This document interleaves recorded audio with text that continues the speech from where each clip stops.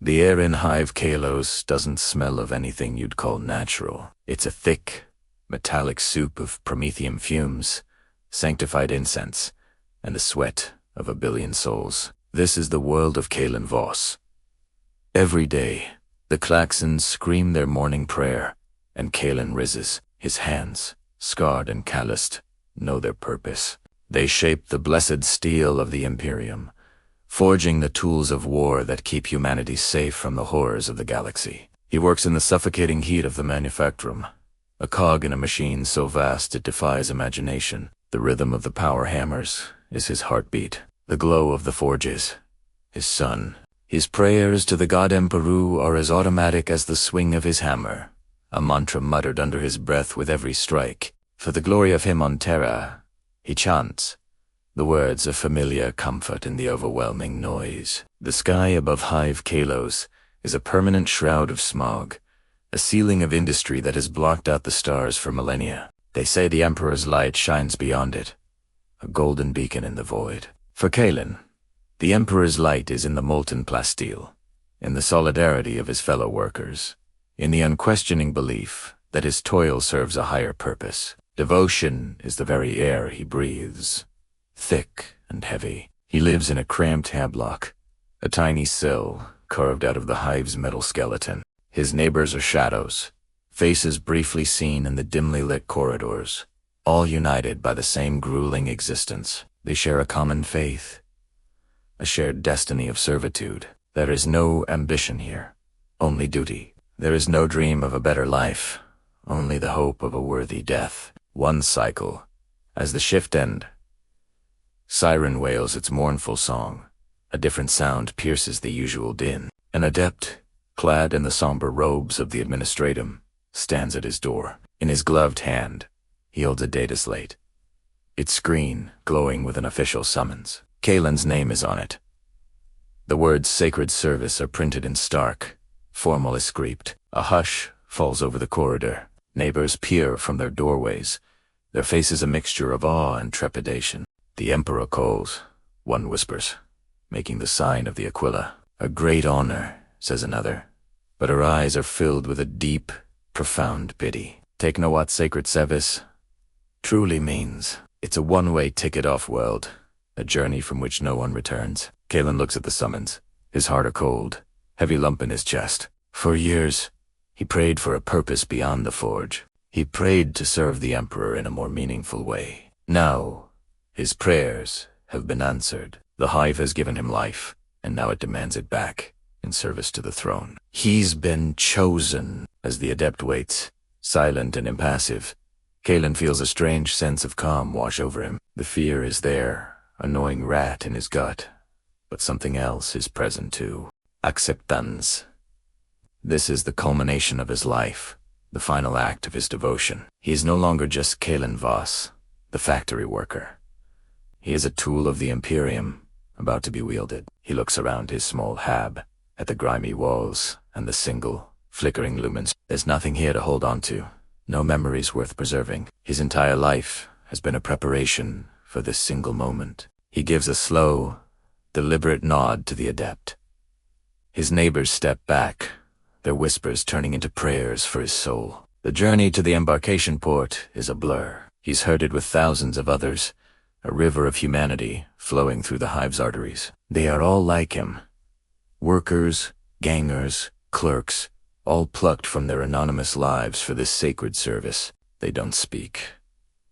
They just march, their faces grim, their faith, their only shield against the terror of the unknown. They are loaded onto a mass conveyor, a colossal transport lift that ascends through the levels of the hive. For the first time in his life, Kalin sees the scale of his world. Levels of manufactorums, hablocks, and basilicas stack on top of each other, stretching into an abyss above and below. It's a universe unto itself, a monument to human industry and an even greater monument to human sacrifice. Finally, they reached the upper spire, the spire of departures. Here, the air is thinner, cleaner. Through reinforced crystal flex windows, Kalin gets his first ever glimpse of the outside. It's not the golden light he imagined. It's a sky of angry, toxic clouds. eternally twilight, and rising from the clouds, so large it breaks the horizon, is the black, angular shape of an Imperial void ship. It hangs there like a judgment, a cathedral of death waiting to ferry them to their fate. This is the vessel for their sacred service. This is the altar upon which they will be offered. Kalin looks at the ship, and for the first time, a genuine prayer forms on his lips. Not a rogue mantra, but a real, desperate plea. Emperor, grant me the strength to be worthy. As he walks up the immense boarding ramp, the wind whips at his drab overalls. The sheer scale of the ship is humbling, terrifying. He is less than a speck of dust, is nothing, and in his nothingness, he finds his purpose. He is a nameless, faceless servant of the Imperium. One of billions. His life is a single drop of fuel for the great fire of humanity. He steps through the bulkhead, leaving the smoke of Hive Kalos behind forever. The air inside the ship is cold, sterile, and smells of ozone and recycled air. The hatch closes with a final, booming thud, sealing his fate. The low thrum of the ship's engines begins to vibrate through the deck. He is part of a new machine now, a war machine. Kalin Voss, the metal worker from Terra, is gone. In his place is a soldier, a sacrifice, a martyr in the endless war for the Imperium of man.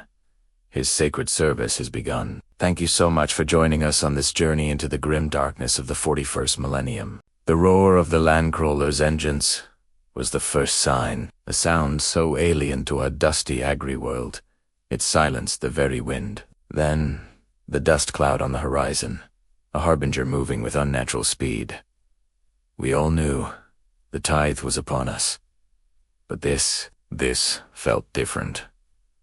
It wasn't the usual procession of grim-faced Imperial Guard recruiters or the hulking transports of the Munich. This was a single, sleek, black vehicle gliding over the cracked earth like a phantom. It bore a sigil I'd only ever seen in faded instructional picts. A single, unblinking eye crowned with a halo of lightning, the mark of the Adeptus. The entire settlement gathered in the central square, the dust settling around our worn boots.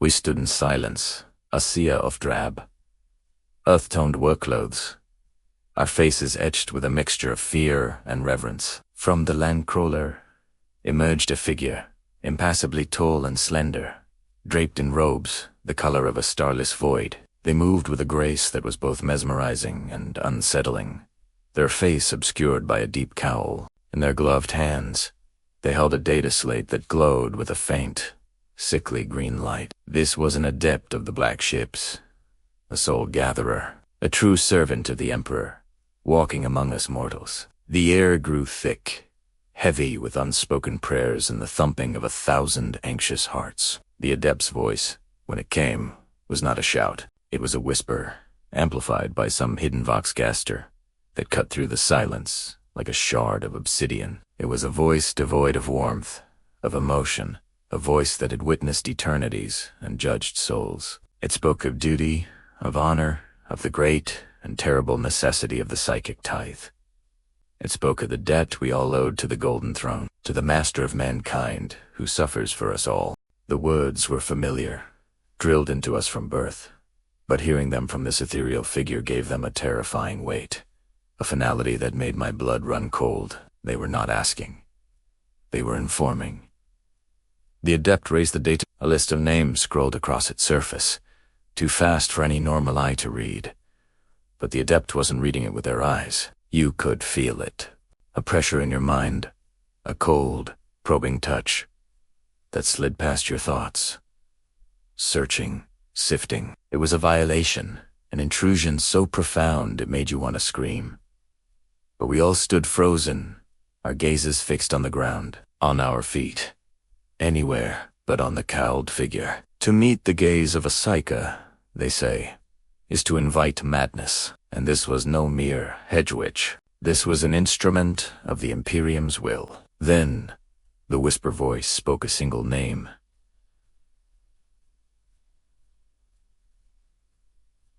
Voss. My head snapped up.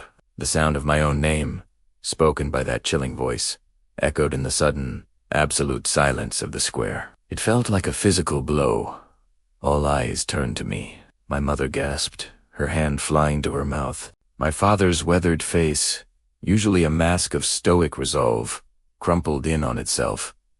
But their tears, they were not of grief.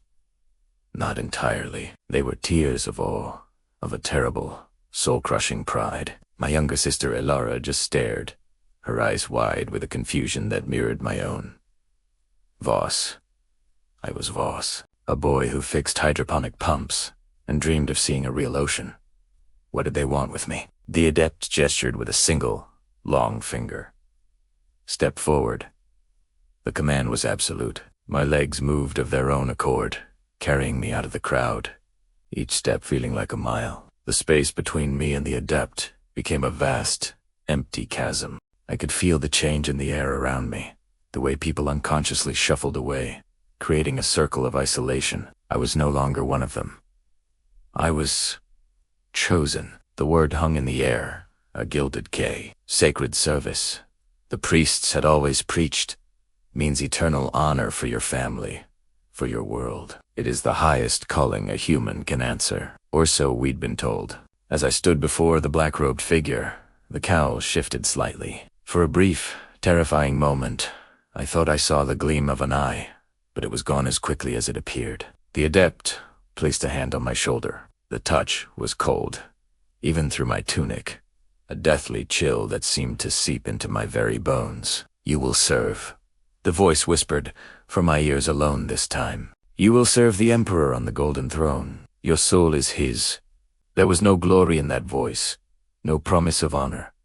Only the stark, cold finality of a transaction. A soul for the Imperium. My soul. My family was weeping now, a strange chorus of pride and sorrow. Neighbors I'd known my whole life looked at me with a new, fearful respect. They saw a saint, a sacrifice, a name that would be etched onto the settlement's honor roll. They saw the glory. I looked back at them, at the familiar, dusty faces, and for the first time, I felt utterly, terrifyingly alone. I saw the lie we had all been told, the beautiful, necessary lie that holds the Imperium together. Sacred service wasn't about honor. It was about being consumed. It was about being fed to a machine so vast and hungry it could devour a galaxy of souls and still hunger for more. The adept guided me toward the waiting landcrawler. I didn't look back. I couldn't. Looking back meant seeing the life that was being amputated from me. The ramp hissed open, revealing an interior that was as dark and featureless as the adept's robes. This was my new world. A cage bound for the stars, for the black ships, for Holy Terra itself. As the ramp closed, sealing me in darkness, the last thing I heard was the sound of my sister Elara crying my name. Not in awe, not in pride, but in simple, heartbreaking grief. She, at least, understood the truth. I was not chosen. Primera, ha, Hisitakin. Thank you for joining me on this journey into the grim darkness of the 41st millennium. The story of Voss is just one of countless billions, a single thread in the bloody tapestry of the Imperium. The air was thick, a recycled soup of sweat, incense, and unwashed bodies. We were packed shoulder to shoulder, 1,000 souls crammed into the belly of a transport ship named the Penitent's Hope. For weeks, we had journeyed through the cold, silent void. Our only comfort, the rhythmic chanting that had become our collective heartbeat. We were pilgrims, and our destination was the holiest of holies, Terra, the throne world, the cradle of humanity. My name is Voss. I was once a hive worker on a world whose name is now lost to memory, a cog in a machine I never understood. But a dream, a vision of a golden light, set me on this path. Now, I was just one among hundreds, my story dissolving into the greater narrative of faith that propelled us toward the heart of the Imperium.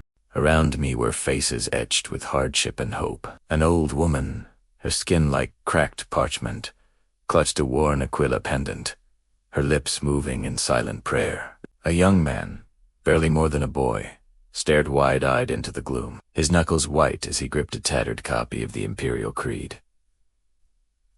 We were all running from something, or perhaps running towards something. Salvation. forgiveness, a purpose greater than our small, fleeting lives. A deep, resonant shudder ran through the deck plates, a vibration that felt different from the constant hum of the ship's engines. A wave of murmurs rippled through the crowd. "We're here," someone whispered, the words catching in their throat. A palpable tension, a mixture of terror and ecstatic anticipation, filled the hold. We were entering the Sol system. The final leg of our journey had begun. The ship's voxcasters, previously silent save for the droning of litanies, crackled to life. A stern, metallic voice announced our approach vector to the orbital plates of Terra. The announcement was a formality. We could already feel it, a gravitational pull that was more than just physical. It was a spiritual weight, the gravity of 10,000 years of history pressing down on us. The chanting grew louder, more fervent, a desperate, joyous roar to the master of mankind. Then, the viewports, long since sealed for the warp jump, began to detonate. A collective gasp sucked the air from the hold. Outside, bathed in the light of the sun, was Terra. It wasn't the blue and green jewel I had seen in old pictures. It was a world of gray and gold, a sphere almost entirely encased in metal and rockreed. Continents were smothered under continent-sized cities, the oceans reduced to chemically treated reservoirs. It was a fortress world, a tomb world, a throne world. It was magnificent and horrifying. Our transport, a gnat, compared to the warships that patrolled the system like armored gods, began its descent. We passed through layers of orbital defense platforms, weapon arrays the size of cities, and shipyards that birthed vessels capable of cracking planets. The sheer scale of it was impossible to comprehend. It was a display of power so absolute it bordered on the divine, designed to crush the spirit and inspire utter devotion. It worked. Tears streamed down the faces of those around me, my own included. We were not worthy to look upon such glory. Through the clouds of smog and industry, we saw them. Spiage? They rose from the planet's surface like the bleached bones of colossal giants, piercing the upper atmosphere and scraping the edge of space. These were not mere buildings. They were monuments to faith, ambition, and unending war. Each one was a testament to a millennium of sacrifice, built on the dust of forgotten heroes and the blood of countless martyrs. Our transport finally docked, not on the planet's surface, but at a high-altitude spaceport suspended between two of the lesser spires. The great doors of the hold hissed open, flooding the space with brilliant, sterile light. It was blinding. For the first time in weeks, we breathed air that wasn't recycled, though it was still thin and carried the metallic temps of industry. Herded by stern-faced officials in the gray uniforms of the Adeptus Terra, we shuffled out onto a massive landing platform. The sheer drop on all sides was dizzying, and below us, the cityscape of Terra stretched out to an infinite horizon. We were on the roof of the world. The pilgrims fell to their knees, pressing their foreheads to the cold metal deck, their chanting now a unified soul shaking hymn of praise to the Emperor. Their voices, a chorus of 1,000 fears and 1,000,000,000 hopes, echoed between the bone-white towers, a fragile sound in the face of such overwhelming majesty. We were guided through cavernous halls, our ragged procession a river of brown and gray against the black marble floors and golden iconography. Gargantuan statues of primarchs and saints watched us with stone eyes, their silent judgment a heavy weight on our souls. Every surface was carved with scriptures, every archway decorated with the skulls and eagles of the Imperium. This was not a place of comfort. It was a place of awe, designed to remind every visitor of their own insignificance before the throne. Our destination was the Sanctum Imperialis, the Imperial Palace itself. But one does not simply walk into the Emperor's presence. The journey across the palace grounds, we were told, could take a lifetime. Our pilgrimage had brought us to Terra, but a new, more arduous pilgrimage was just beginning. We were taken to vast dormitories, where we were fed nutrient paste and given fresh, plain robes. Here, we would wait. For what? We did not know. A call to service, an audience with a minor cleric, or simply the honor of spending our final days treading the same ground as the Emperor. Days turned into weeks. We spent our time in prayer, in listening to the sermons of towering priests who spoke from holographic projectors, their voices booming with divine authority. They spoke of duty, of sacrifice, and of the glorious destiny of man. They spoke of the Emperor, not as a distant ruler, but as a living God who watched over us all from his golden throne. The fear that had accompanied us on our journey began to transform. It was no longer the fear of the unknown, but the fear of unworthiness. The devotion, however, grew 100-fold, nurtured by the omnipresent splendor and crushing piety of the palace. We were nothing. We were dust, but we were the Emperor's dust. And in that, there was a terrible, beautiful purpose. As I knelt among the chanting Messiahs, looking up at a sliver of the golden palace visible through a high window, I understood. My life before this moment had been a prelude. This was where it truly began, and this was where it would end. At the foot of the throne world, a single voice and an eternal chorus of praise. Thank you so much for joining me on this journey to the heart of the Imperium. If you enjoyed this glimpse into the 41st millennium, be sure to hit that like button and subscribe for more tales from the grim darkness of the far future. Let me know in the comments what your first act would be as a pilgrim on Holy Terra. Scene opens, dramatic and awe-inspiring music begins to build. Hello, lore masters and acolytes of history. Today, we stand before a site that defies mortal comprehension, a place that is more than just a structure of rock and metal. It is the heart of an empire, the throne of a god, and the final bastion of humanity. Today, we journey to Holy Terra and approach the gates of the Imperial Palace. Imagine, for a moment, you are Inquisitor Voss, an individual of immense power and authority, yet as you approach this place, you are rendered utterly insignificant. The sky above you is not the blue of a natural world, but a smoke-choked, bronze ceiling, pierced by the artificial light of 1 billion hablocks and manufactorums. The air itself is thick, heavy with the exhaust of industry and the silent, psychic hum of 10,000 years of prayer and devotion.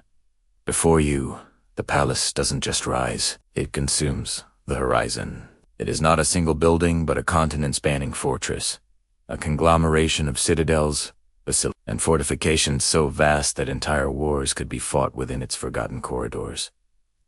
Mountains were leveled, oceans boiled away, and the very crust of Terra was reshaped to create this monument to the Emperor's reign. Its scale is a weapon in itself, designed to crush the spirit and inspire absolute, unquestioning loyalty. As Voss draws closer, the first true guardians come into view. Not the countless ranks of the Astronomican, not the stern-faced arbiters, but the skittery of the Adeptus Mechanicus. These are the soldiers of the machine god, cybernetic fusions of man and machine. Their optical lenses glow with cold, blue light, analyzing every molecule of Voss's being. They don't blink. They don't breathe. They simply are. Each one is a walk-in arsenal, their flesh replaced with hardened alloys, their minds a network of pure, cold logic. They patrol the outer perimeters, their metallic footfalls echoing like the ticking of an inexorable clock, a constant reminder that this is the domain of the Omnissiah as much as it is the Emperor's. Their presence is a chilling testament to the fusion of faith and technology that underpins the Imperium. They are the first wall, and they are perfect. Yet, as Voss passes through their cordons, the atmosphere shifts. The cold, logical aura of the skittery gives way to something else entirely, something ancient and golden, standing like living statues, clad in auramite. Armor that gleams with an inner light are the Adeptus Custodes. The 10,000, they are not merely soldiers. They are the Emperor's personal companions, his final argument. Each custodian is a masterpiece of genetic engineering, a demigod in human form, whose every cell was crafted by the master of mankind himself. To look upon a custodian is to look upon a living legend. They are taller, broader, and faster than even a space marine.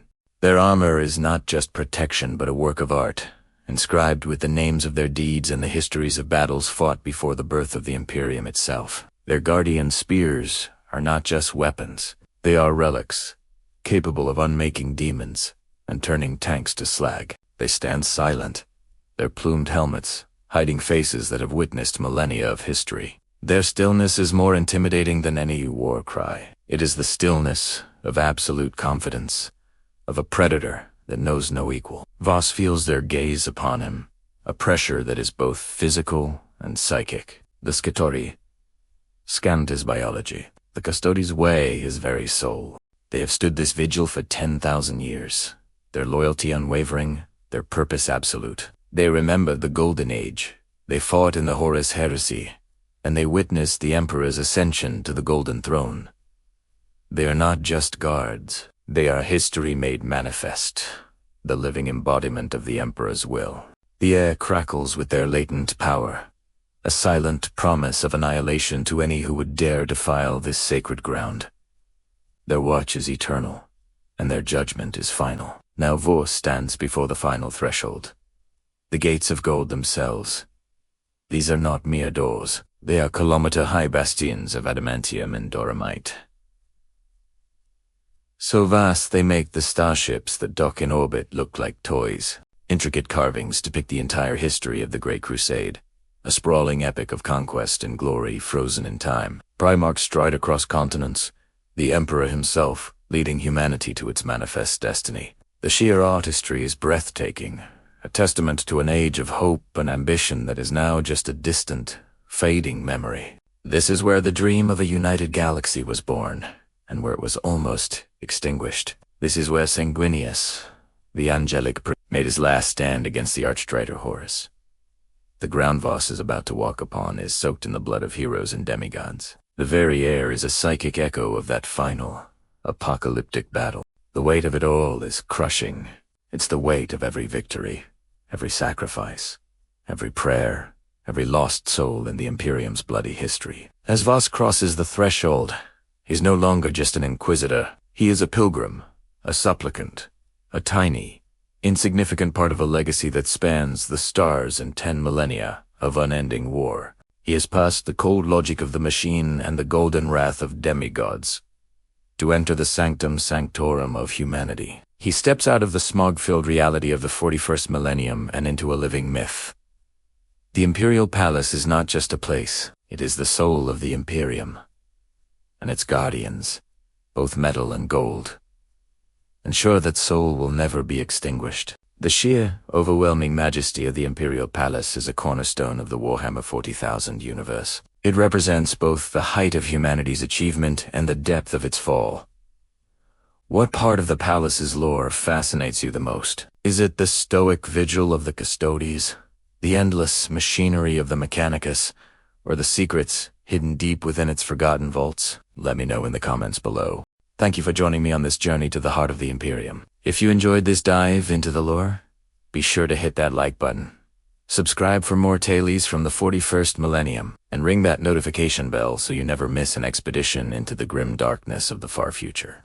Greetings, lore masters, and welcome back to the channel. Today, we journey into the heart of the Imperial Creed, to a place shrouded in shadow and sanctified by sacrifice. We re-exploring one of the most solemn and terrifying rituals known to the ecclesiarchy, the Oath of Silence.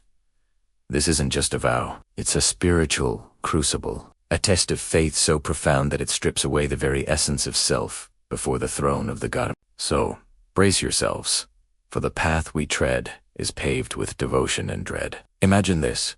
You are an initiate, a soul burning with faith, having spent your life in service to the Golden Throne. You've risen through the ranks of the Ministorum, your piety unquestioned, your zeal unmatched. Now, you stand at the precipice of the ultimate revelation, at the threshold of the inner sanctum. This could be a hidden chamber deep within the walls of a cathedral ship, a secret shrine on Holy Terra itself, or a sanctum sanctorum, where a fragment of the Emperor's will is said to reside. The air is thick with the scent of ancient incense and cold, consecrated stone. Your heart pounds a frantic rhythm against your ribs, a drumbeat of anticipation and fear. Before you can take another step, you are met by the adepts. These are figures of immense authority and unnerving serenity, their faces weathered by centuries of unwavering devotion.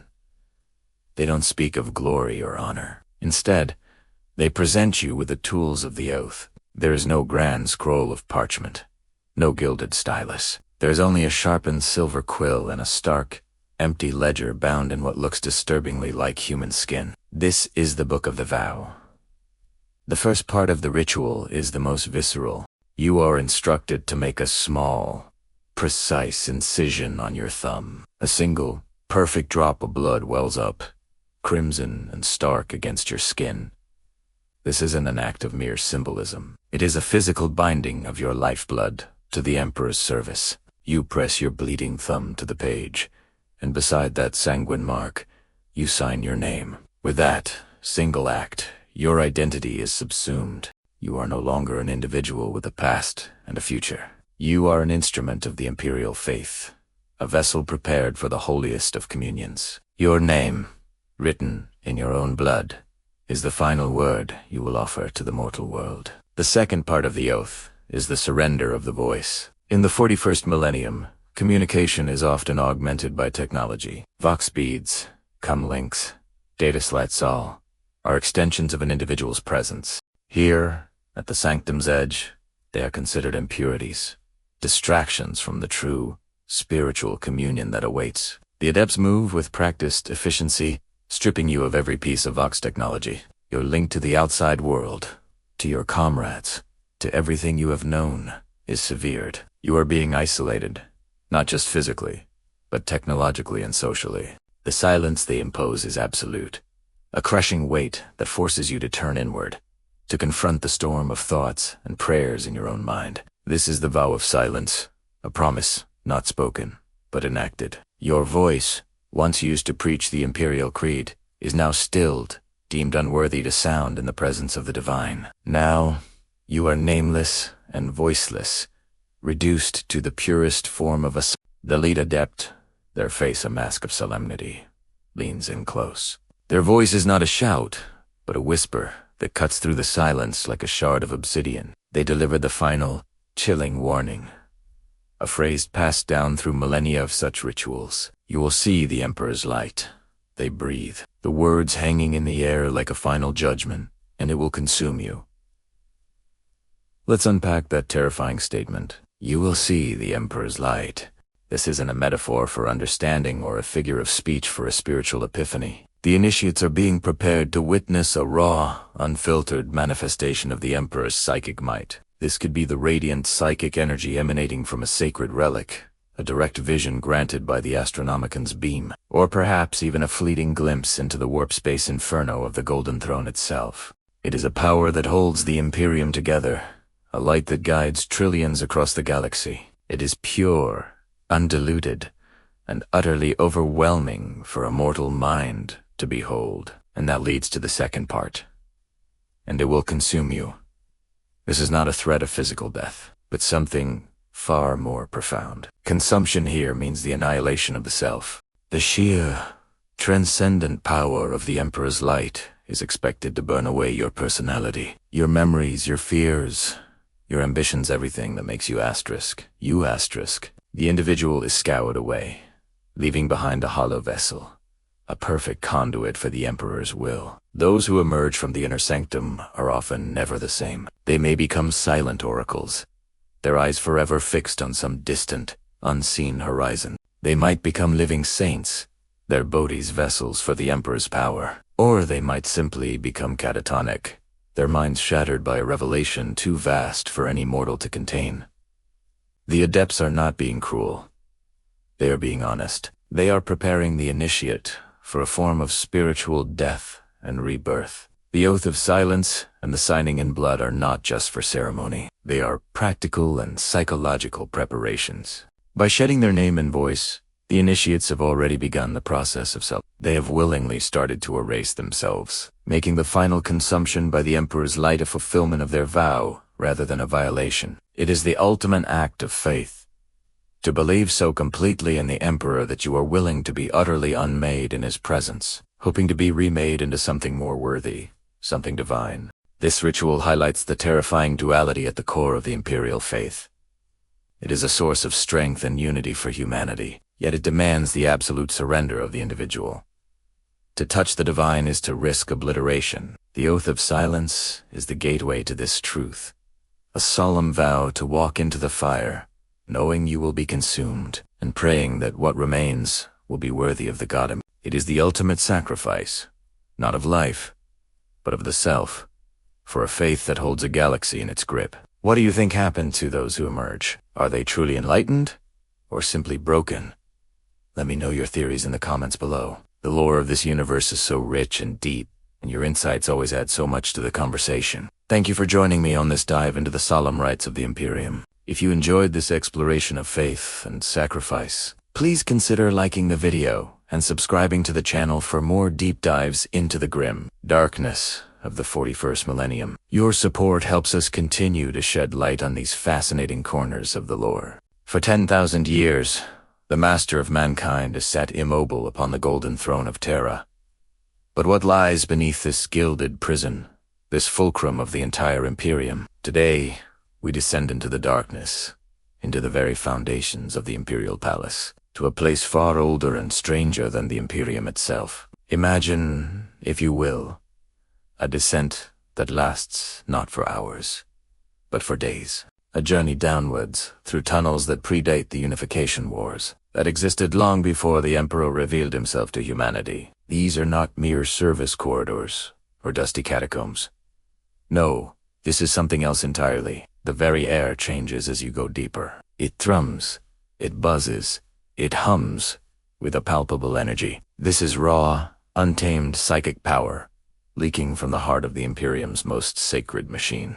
The walls themselves tell a story of millennia. They are lined not with stone or metal, but with gold, and embedded within that gold are countless skulls, each one a testament to a life given in service. These are the remains of Psykers, an endless legion of sacrifices whose souls have been fed to the voracious appetite of the Golden Throne to sustain the Emperor's flickering life. Each skull is a whisper of a life, a dream, a hope, all consumed by the great machine. As you pass them, you can almost feel the echoes of their final moments, a silent chorus of devotion and agony. This is the domain of the Adeptus Astra Telepathica. Down here, in the crushing pressure and the psychic storm, they train their charges. The psychic energies are so intense that they can crystallize thoughts, turn fears into tangible shadows, and make the very rock weep with condensed sorrow. It is a crucible, a place where only the strongest minds can survive without shattering into a million pieces. And as you venture further, the whispers begin, faint at first, then growing in clarity. They are not the voices of the dead Psykers, but something far, far greater. These are the echoes of the Astronomican, the psychic beacon that guides starships across the galaxy. Down here, so close to its source, you are hearing the raw, unfiltered voice of the Emperor's psychic might. It's a sound that can drive mortals mad, a celestial song of unimaginable power and unending pain. The whispers weave through the stone, telling tales of distant star systems, of battles won and lost, of the birth and death of worlds. It is the pulse of the Imperium, a constant, rhythmic thrumming that has guided humanity for 100 centuries. The tunnels twist and turn, leading ever downwards. They were not built by human hands. Their architecture is strange, alien, with geometries that defy conventional understanding. Legends say these passages are remnants of a bygone era, perhaps from the dark age of technology, or even older, carved by hands that were not human at all. Who built them? And for what purpose? Were they a prison? A sanctuary? A weapon? The truth is lost to time, buried under layers of imperial dogma and 10 millennia of secrets. Down in this abyss, time itself seems to warp and stretch. A day can feel like a century, and a minute can stretch into an eternity. The psychic pressure is relentless, a constant weight on your soul. It's here that the guardians of the throne, the Adeptus Custodes, maintain their silent vigil. Even for these demigods of war, the journey into the depths is a somber pilgrimage, a reminder of the scale of the sacrifice required to keep the darkness at bay. They move with a purpose and a gravity that speaks of a terrible, ancient knowledge. They know what horrors lurk in the shadows, what truths are buried beneath their master's feet. The psychic energies are not the only thing that echoes here. The very stones seem to remember. They remember the Horus heresy. They remember the final, cataclysmic battle between the Emperor and his most beloved son. They remember the moment the master of mankind was struck down, his body broken, his spirit shattered. These catacombs felt the psychic shockwave of that betrayal, and its memory is forever imprinted upon them. To walk here is to walk through a ghost of that apocalyptic conflict, to feel the lingering rage and sorrow of a war that has never truly ended. The scale of this subterranean world is beyond comprehension. It is a city beneath a city, a realm of its own. There are vast, echoing chambers large enough to hold entire regiments, connected by a labyrinth of claustrophobic tunnels. There are rivers of boiling, psychically charged fluid and chasms that drop into absolute, unlit nothingness. It is a place where the laws of physics seem to be a polite suggestion rather than a strict rule, bent and twisted by the sheer force of will emanating from the golden throne above. And what lies at the very bottom, no one truly knows. The deepest levels are sealed, forbidden even to the highest echelons of the Imperium. What secrets are they protecting? What ancient power is contained at the core of Terra? Some whisper of a sleeping god, others of a gateway to the warp. Perhaps it is the source of the strange technologies that keep the throne functioning, a relic from a time when humanity's knowledge rivaled that of the gods. The truth, like so much in the 41st millennium, is a mystery wrapped in an enigma, protected by layers of faith and fear.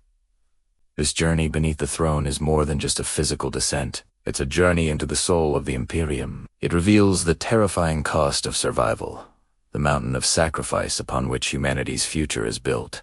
It's a place of profound sorrow and immense power, a testament to both the glory and the horror of the Emperor's grand design. The golden skulls, the psychic whispers, the ancient tunnels, all tell the same story. That for the Imperium to live, countless souls must die, and the Emperor himself must endure an eternal, living death. Thank you so much for joining me on this descent into the lore of Warhammer 40,000.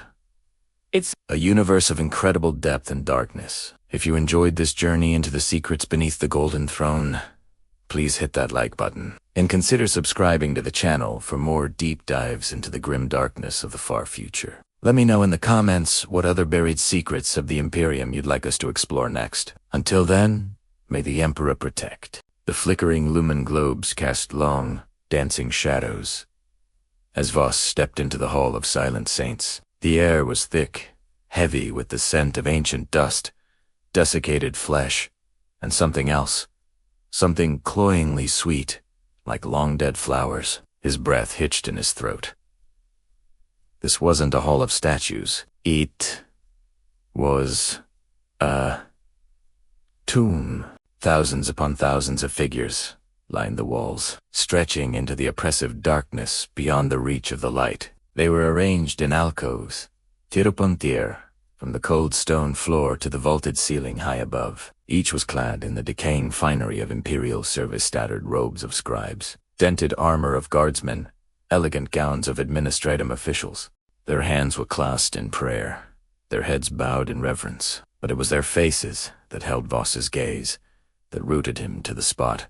They were mummified, skin stretched taut like parchment over bone, yet their expressions were unnervingly serene. A faint, peaceful smile seemed to grace each pair of withered lips. It was the look of true believers, of souls at peace, content in their eternal duty. Voss had seen that same look on the faces of the pilgrims who flocked to the Sanctum Imperialis, their eyes shining with unwavering faith. He took a hesitant step forward, his boots echoing unnaturally in the profound silence. He approached one of the lower alcoves, peering at the figure within. It was a man, perhaps a naval officer once, judging by the remnants of his uniform. A small, tarnished brass plaque was affixed to the stone beneath him. Voss wiped away a layer of grime with his sleeve. The inscription was simple. Acolyte Tran, 4th Sector Fleet, for faithful service. Faithful service. Voss felt a cold dread begin to seep into his bones. A dread that had nothing to do with the morbids. He moved to the next alcove, and the next, reading the plaques. Scribe Mistress Ilara, 20 cycles of devotion. Honored guardsman, Paul. Final Vigil. Each name, each title, represented a life given to the emperor. He had always been taught that the sacred service was the highest honor a citizen could aspire to. To be chosen to serve the emperor directly on Holy Terra was a blessing beyond measure, a symbolic asset. Families celebrated for generations when one of their own was selected. They were told their loved ones would spend their remaining days in blissful contemplation, their prayers adding to the psychic might of the Golden Throne. It was a beautiful story, a cornerstone of faith for trillions across the galaxy. But this was not symbolic.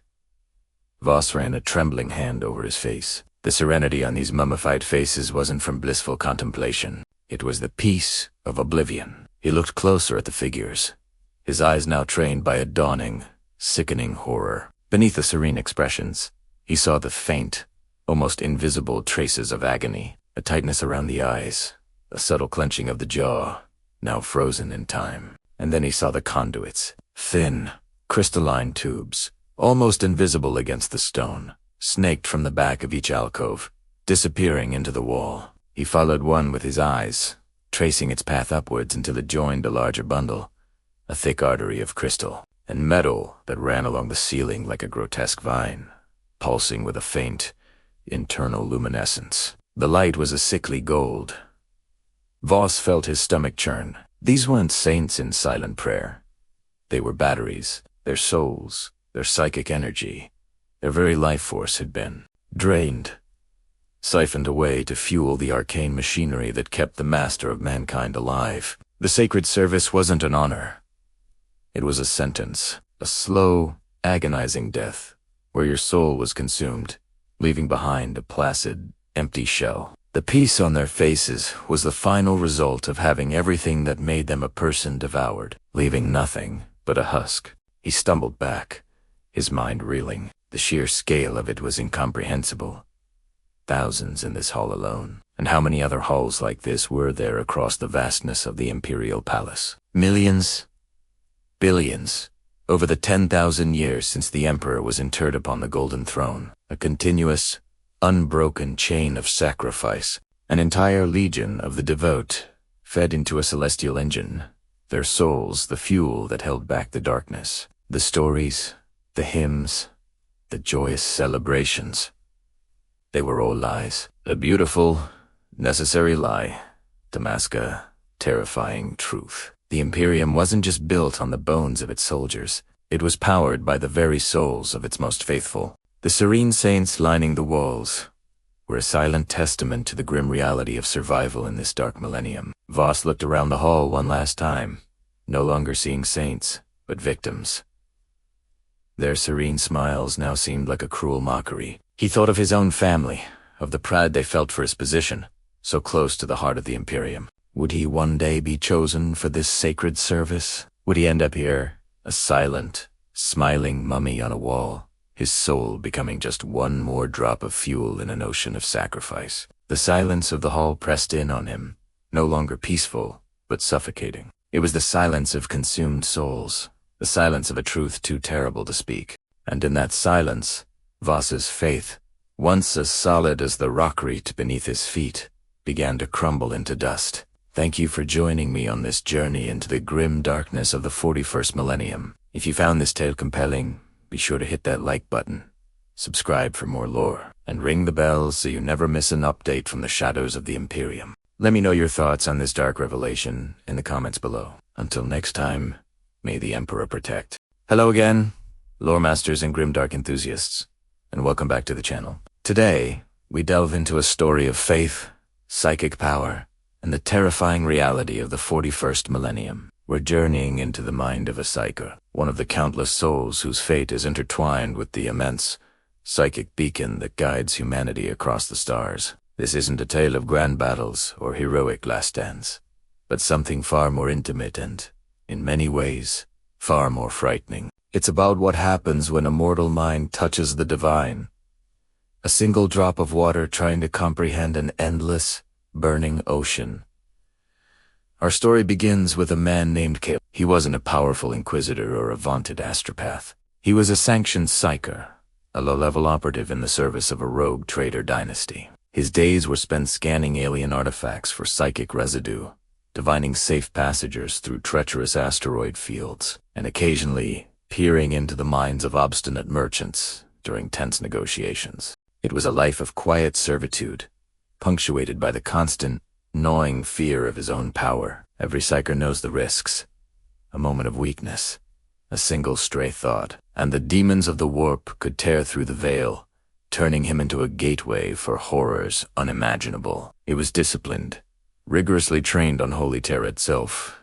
In the Scholastia, he knew the litanies of protection, the mental fortifications, the catechisms of faith designed to keep his mind a fortress. He saw his abilities not as a gift, but as a cursed tool, one he was duty-bound to wield in the Emperor's name. His connection to the warp was like a tightly controlled valve. He would open it just a crack, letting out the barest trickle of power needed to perform his duties, before slamming it shut and reinforcing the walls of his consciousness with prayers and oaths. He feared the Empyrean, as all sane people should.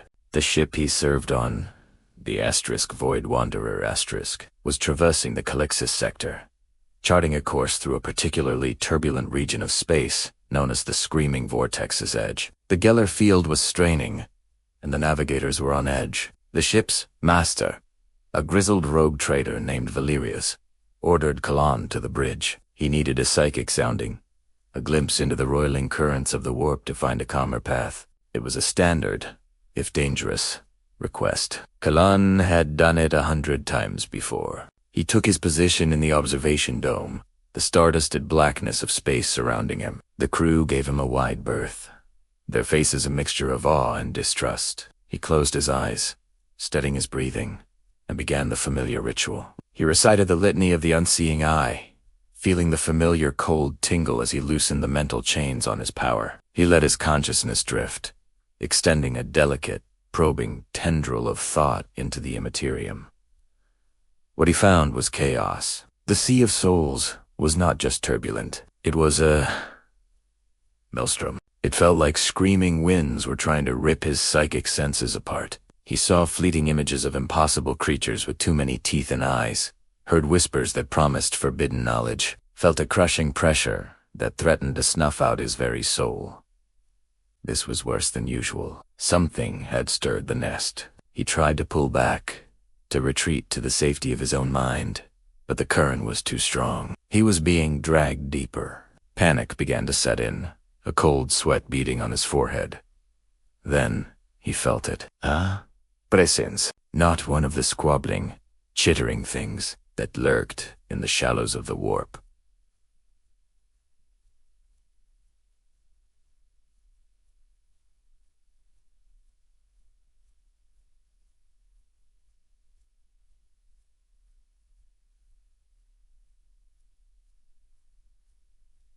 This was something else, a fixed point in the chaos. A light. At first, it was a comfort, a distant star in a storm-racked night sky. He instinctively reached for it, a drowning man grasping for a lifeline. He thought, perhaps, it was the Emperor's grace. A sign of deliverance. The light grew brighter, warmer, pulling him closer. The chaotic whispers of the warp faded, replaced by a single, resonant hum. It was a sound that was also a feeling, a pressure, a thought. It was vast, ancient, and utterly absolute. The light wasn't just a point anymore. It was a pillar, a column of pure, psychic energy so immense it dwarfed everything in the Imperium. It stretched from infinity to infinity. He was an ant, staring up at a mountain range that had no peak. The sheer scale of it was incomprehensible, and a new kind of fear began to replace his panic. This wasn't a gentle guiding hand. This was a supernova, an unbound star of pure will. This was the Emperor. And it was burning. It was a psychic conflagration of unimaginable intensity. He was no longer just seeing it. He was feeling asterisk. A billion souls crying out in unison. A chorus of 10,000 years of sacrifice. The psychic anguish of the Emperor on the golden throne. A continuous, silent scream of pure agony and unwavering purpose that echoed across the galaxy. It wasn't a gentle light of hope. It was the focused, weaponized will of a dying god.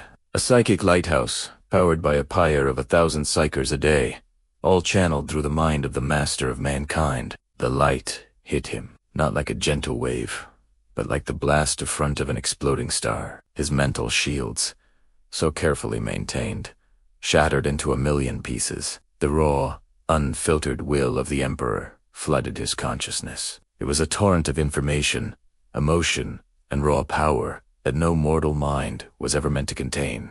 He saw visions of a golden age, of a great crusade, of legions marching across worlds in the Emperor's name. He saw betrayal, a beloved son falling to darkness, and a galaxy set ablaze. He felt a sorrow so profound it could drown galaxies, a rage so righteous it could burn them to ash, and a resolve so absolute that it held the fabric of reality together against the tides of damnation. It was divine. It was the purest expression of faith and duty he had ever witnessed. It was the undeniable proof that the God Emperor watched over humanity, that his sacrifice was real and potent. Kalin felt a moment of pure, ecstatic, religious fervor. He was a part of this. His tiny, insignificant life had touched the sublime, but that divinity was inseparable from the horror. It was a vision of a being in constant, unimaginable, torment holding back, an eternity of damnation, through sheer, unending, agonizing effort. The Emperor's will wasn't a comforting warmth. It was a cauterizing fire, burning away the corruption of the warp and anything else that got too close. Kalin's mind broke. The psychic flare overloaded every synapse. The last thing he saw before everything went white was a single, golden eye, ancient and weary, staring back at him from the heart of the storm. Not with malice, but with an immense, tragic indifference. The way a mountain might perceive a single grain of sand swept away by the wind. He collapsed on the deck of the Asterisk. Void Wanderer Asterisk. Blood streamed from his eyes, his ears, his nose. His body convulsed as his brain, scorched by the psychic apocalypse it had just witnessed, tried to reset itself. The crew rushed to his side, but there was nothing they could do. He was lost in a waking coma, his lips muttering fragments of what he had seen. The light, it burns, ... He is in so much pain, ... for us, ... A throne of golden agony, ... oh. Quote, Kalin never fully recovered. He was left a shattered vessel, his mind forever touched by that blinding fire. The rogue trader Valerius, a pragmatic man, saw no further use for a broken tool. Kalin was quietly dropped off at a remote imperial shrine, left in the care of priests who tended to him as a holy fool, one of the Emperor's touched. He would spend the rest of his short life staring into space, sometimes weeping, sometimes smiling, forever reliving that single, terrifying, glorious moment when he glimpsed the true nature of the light that both saves and damns humanity. His story, a footnote in the grand, grim history of the 41st millennium, serves as a stark reminder. In a galaxy of darkness, even the brightest light can be too much to bear. Thank you so much for joining me on this journey into the lore of Warhammer 40,000. If you enjoyed this tale, please consider hitting that like button and subscribing to the channel for more deep dives into the grim darkness of the far future. Let me know in the comments what you think Kalin truly saw. Until next time, may the Emperor protect. In the grim darkness of the 41st millennium, the Imperium of man is a sprawling, decaying empire, beset on all sides by Xenos, heretics, and demons. It is an empire built on sacrifice, and nowhere is that sacrifice more stark, more terrifying, than in the deepest, most hidden vaults of the holy Terran Palace. Today, we journey into one such place, a sanctum of silent suffering known as the Hall of 1,000 Thrones. Imagine a chamber so vast it could swallow a cathedral whole. The air is cold, heavy with the scent of ozone and old metal, and filled with a constant, high-pitched hum that grates on your very soul. This isn't a sound you hear with your ears. It's a psychic scream, an echo of unimaginable agony that presses in from all sides. Before you stretches a scene of chilling grandeur, row upon row of immense iron thrones, ascending into the gloom like a forest of black steel. 1,000 thrones, each one a monument to duty and despair, and on each throne sits a figure. At first glance, they might seem like statues, but a closer look reveals the horrifying truth. These are human beings, or at least, what's left of them. Their bodies are little more than withered husks, pale and emaciated, sustained by a web of nutrient tubes and life support cables that snake from the floor and ceiling. Their eyes are milky white, staring blankly into a void only they can see. Their mouths are frozen, open and silent, unending screams. These are the chosen, the sacrificed, the psychic conduits of the Imperium. These are not just any psych. They are the most powerful, the most resilient individuals culled from a billion worlds. Sanctioned and trained, their minds have been forged into weapons, but their ultimate purpose is far grimmer than battlefield Sakana. Each one is a living battery, a psychic amplifier of immense potential. Thick, arcane cables, etched with glowing runes of binding and warding, burrow into their skulls and spine, linking them into a single, terrifying consciousness. They are no longer individuals. They are a collective, a choir of screaming minds. What is their purpose? Why this horrific display of eternal torment? They are the psychic heart of the Astronomican's apparatus, but not its primary source. Think of them as signal boosters, relays scattered across the galaxy's most vital sectors.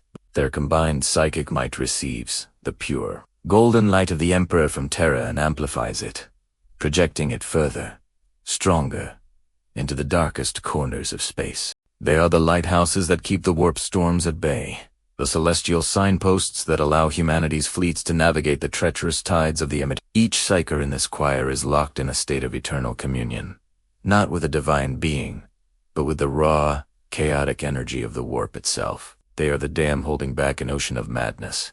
The runes etched into their thrones and their very flesh are wards, designed to protect their minds from utter dissolution. But protection is a relative term.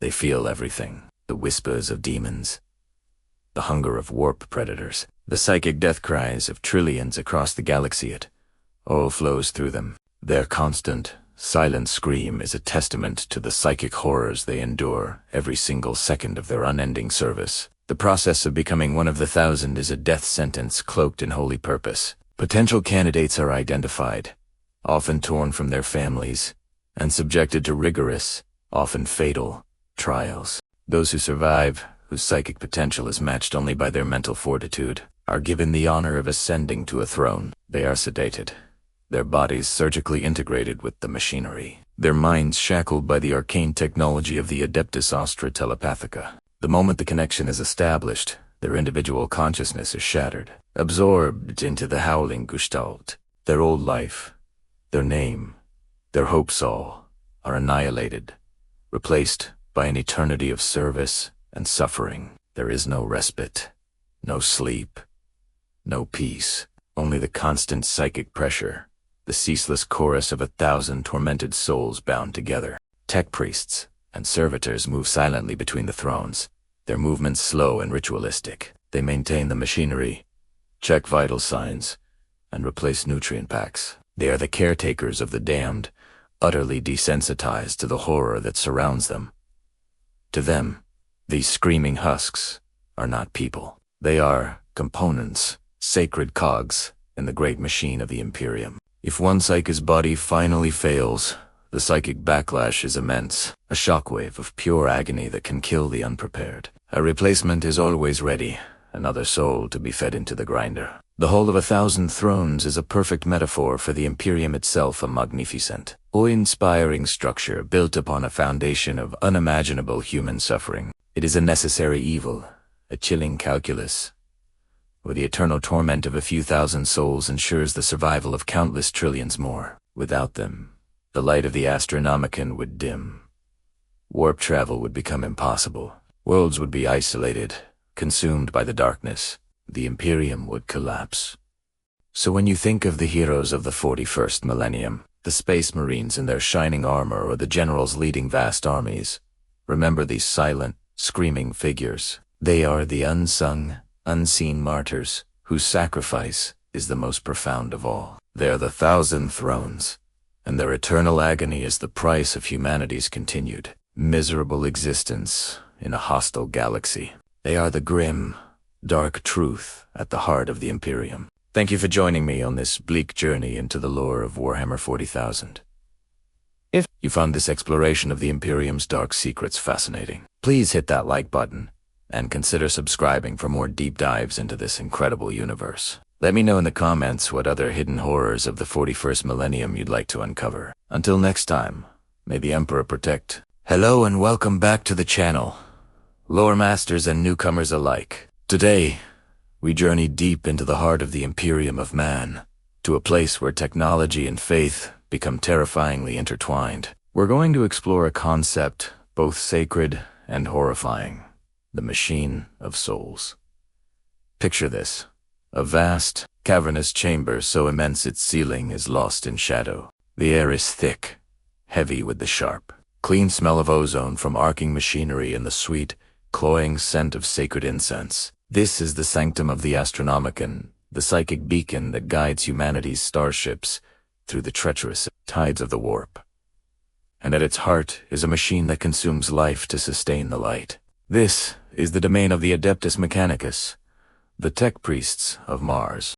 Clad in crimson robes, their flesh augmented with gleaming steel and brass, they move with a solemn purpose that borders on ritual. They are the caretakers, the keepers of the sacred technology that keeps the Imperium from collapsing. Forget your typical engineers. These are priests who worship the machine god, the Omnissiah. To them, every cog, every wire, every plasma conduit is a holy relic. Their prayers are not spoken in High Gothic, but in binary cant, a staccato language of clicks and whirs that only their augmented minds can comprehend. They see the universe not as a place of stars and planets, but as a grand, divine mechanism, and they are its humble, yet utterly essential servants. As the tech priests go about their solemn duties, they are not alone.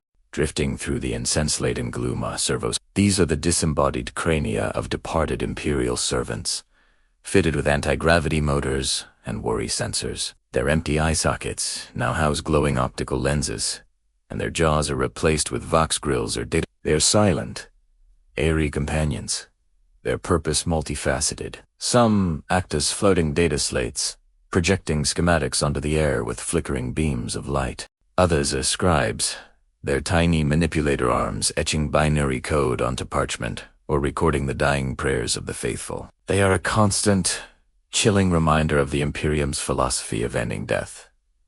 One can still serve. Imagine the sight: 100 bone-white skulls gliding silently through the chamber, their movements perfectly synchronized, their lenses casting a cold, analytical gaze on everything. At the center of all this, thrumming with unimaginable power, is the Astronomican itself.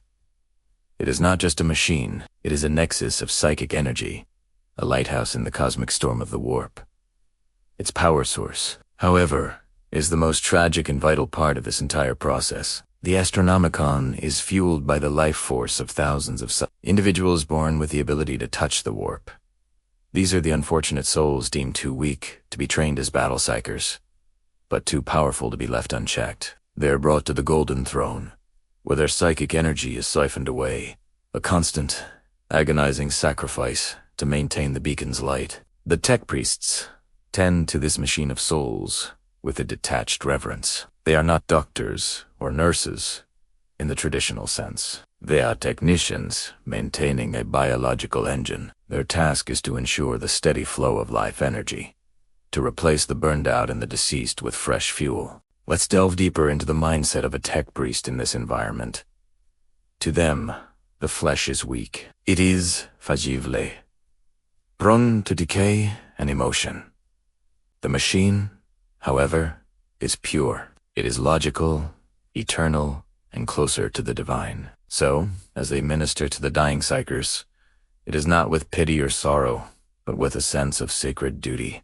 They are not saving a person. They are maintaining a critical system. A prayer offered by a tech priest might sound like a diagnostic litany, a chant to appease the machine spirit of a life support. They might anoint a failing biomonitor with sacred oil, not to comfort the patient, but to placate the technology that sustains them. This cold, detached devotion is what makes the Adeptus Mechanicus so fascinating and terrifying. They have traded their humanity for a higher purpose, becoming more machine than man in service to a god of machines. The constant deep hum of the Astronomican permeates everything. It's a sound that you feel in your bones, in your teeth. It's described as the sound of a hungry god, a low, resonant thrumming that speaks of immense, ancient power. For the tech priests, this hum is a hymn, the voice of the Omnissiah. For the Psykers connected to it, it is the sound of their own life force being drawn away, a final, unending chorus. This sound, combined with the ozone, the incense, the binary chants, and the silent flight of servo skulls, think about the sheer scale of this operation. The Imperium spans 1,000,000 worlds. Without the Astronomican, interstellar travel would become almost impossible. Fleets would be lost to the warp. Reinforcements would never arrive, and worlds would be cut off, left to be devoured by alien hordes or the forces of chaos. The entire edifice of human civilization in the 41st millennium rests on this one single point of light, and that light is fueled by an unending stream of souls. The tech priests are the gatekeepers, the ones who ensure the pyre never goes out. Their work is tireless, their devotion absolute. They monitor energy fluctuations, replace failing components both mechanical and biological, and perform the rites and rituals necessary to keep the great machine functioning. The servo skulls that record the final moments of the Psykers are creating an archive of sacrifice. Are these recordings studied for theological insight? Are they analyzed for data on psychic decay? Or are they simply stored in a vast, cold data vault, a silent testament to the price of survival? In the Imperium, it's likely all three. Every piece of data is sacred. Every moment of service, even in death, has value. These floating skulls are more than just drones. They are relics, testaments to lives given in service. They are the eyes and ears of the Mechanicus, and in this hallowed, horrifying place, they bear silent witness to the most crucial and tragic process in the entire Imperium. And so, the cycle continues. New Psykers are brought in, their minds and souls fed into the voracious machine. The tech priests chant their binary litanies, their metal limbs moving with practiced grace. The servo skulls drift and observe, their optic lenses glowing like ghostly embers in the perpetual twilight of the chamber. The Astronomican hums its deep, hungry song, casting its light across the galaxy, a beacon of hope built upon a foundation of despair. This is the grim reality of the 41st millennium, where faith, technology, and sacrifice are forged into a single, terrifying mechanism for survival. It is the machine of souls, and its priests are ever. Thank you so much for joining me on this deep dive into the lore. If you enjoyed this exploration of the darker side of the Imperium's technology, please consider hitting that like button and subscribing for more content. Let me know in the comments what other corner of this grimdark universe you'd like to explore next. Until then, may the light of the Astronomican guide your path. Hello, lore masters and seekers of forbidden truths. Today, we delve into one of the most fundamental, yet horrifying, pillars of the Imperium of Man. It's the Emperor's Light, the beacon that guides starships through the treacherous tides of the warp. But have you ever truly considered the price of that light? For 10,000 years, countless Imperial vessels have navigated the galaxy, their navigators peering into the immaterium to find a single point of reference. A psychic lighthouse burning brighter than 1,000,000,000 suns, a golden thread in a tapestry of madness. This is the Astronomican, and without it, interstellar travel would be impossible. The Imperium, as we know it, would collapse into isolated, forgotten worlds, ripe for destruction. We are told it is a manifestation of the Emperor's will, a testament to his unending sacrifice on the Golden Throne. And that is true, but it is a horrifyingly incomplete truth. The Emperor is the lens, the focusing apparatus of this immense psychic power. But even he, in his current state, is not the sole source of its fuel. The sheer, raw energy required to pierce the veil of reality and shine across 100,000 light-years is staggering. So, where does this power come from? The answer lies deep within the Emperor's Palace on Holy Terra, in a chamber known as the Hall of the Astro. Here, 10,000 Psykers, gathered from every corner of the Imperium, stand in silent chorus. These are not Astartes or sanctioned battle Psykers. They are the Adeptus Astronomica, souls with a psychic gift, chosen for a singular, ultimate purpose. They are the fuel. These Psykers form what is known as the choir of the Astronomican. Their minds are linked, their psychic energies pooled and directed through the Emperor himself. He shapes their raw power into the focused, guiding beam of the Astro. The process is agonizing. As they channel their life force, they are consumed, their bodies and souls scoured away by the immense power they wield. They are, in essence, psychic kindling for an eternal flame. Imagine the sheer mental fortitude required. They must stand and pour their very essence into a psychic furnace, knowing their fate. Their minds are constantly assaulted by the horrors of the warp they are holding back, yet they must maintain their focus. The slightest waver, the slightest crack in their collective will, could have catastrophic consequences, not just for them, but for the entire Imperium. And the cost is relentless. The strain of this duty is so immense that these Psykers burn out with terrifying speed. To maintain the constant, unwavering light of the Astronomicon, the Imperium must feed this psychic pyre. Every single day, approximately 1,000 of these choir members perish, their souls utterly consumed, reduced to nothingness. Let that sink in. 1,000 souls, every day, for 10,000 years. That is a sacrifice of over 3.5 billion Psykers since the Emperor was interred upon the Golden Throne. A continuous unending holocaust, all to keep the light burning, to keep the fragile arteries of the Imperium open. This grim task of replenishment falls to the infamous black ships.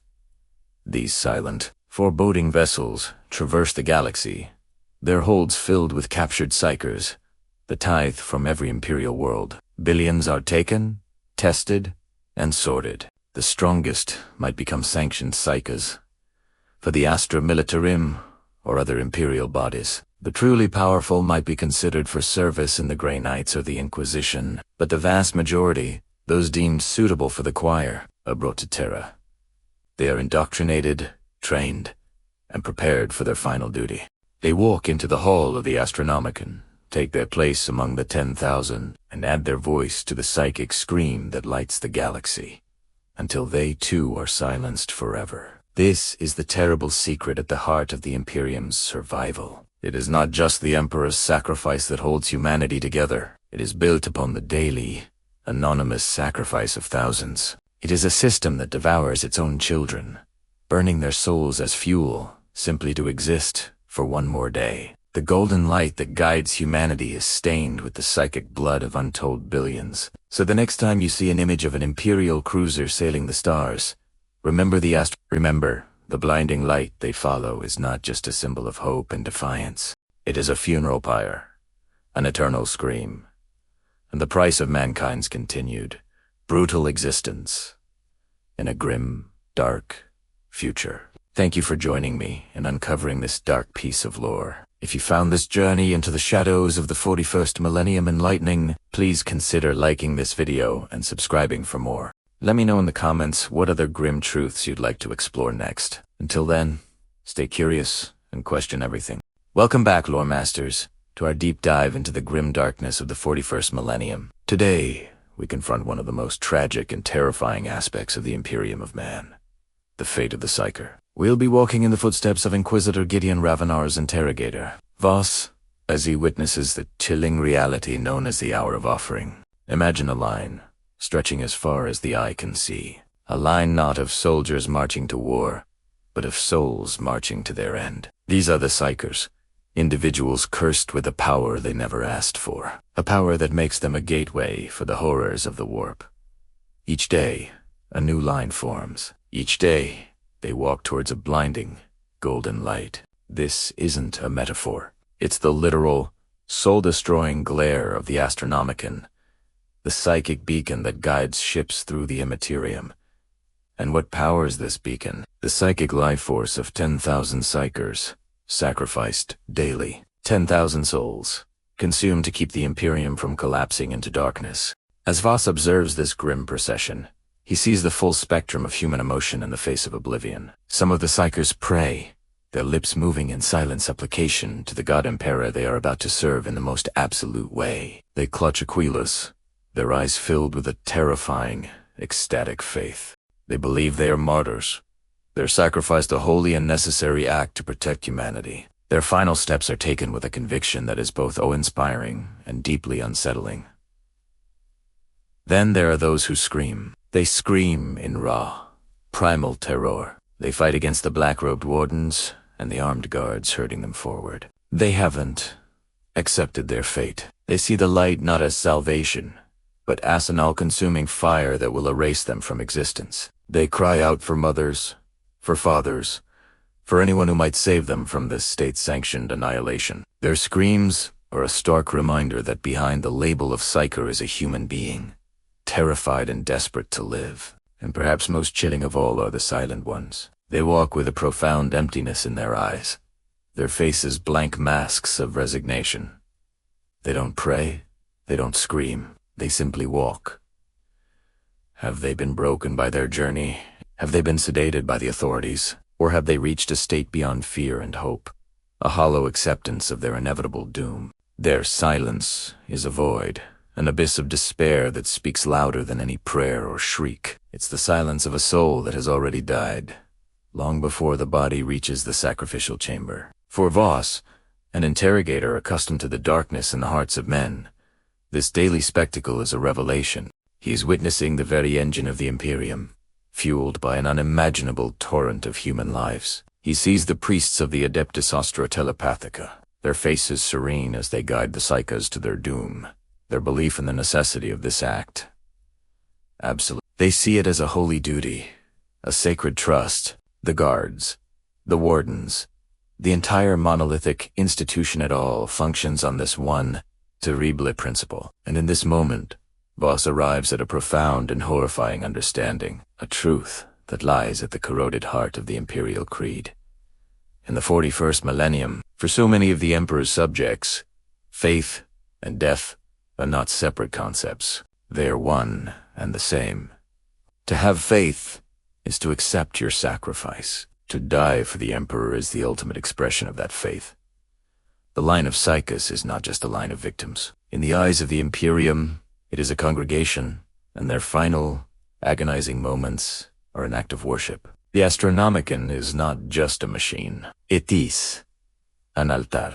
And the Emperor is not just a ruler. He is a god who demands a constant, unending river of blood and souls. This is the grim reality of the Imperial faith. It's a creed built on a mountain of skulls, a promise of salvation that comes only at the cost of utter self. The hour of offering is the Imperium's most vital sacrament, a daily horror that keeps the darkness at bay, but in doing so, creates a darkness all its own. It's the ultimate paradox.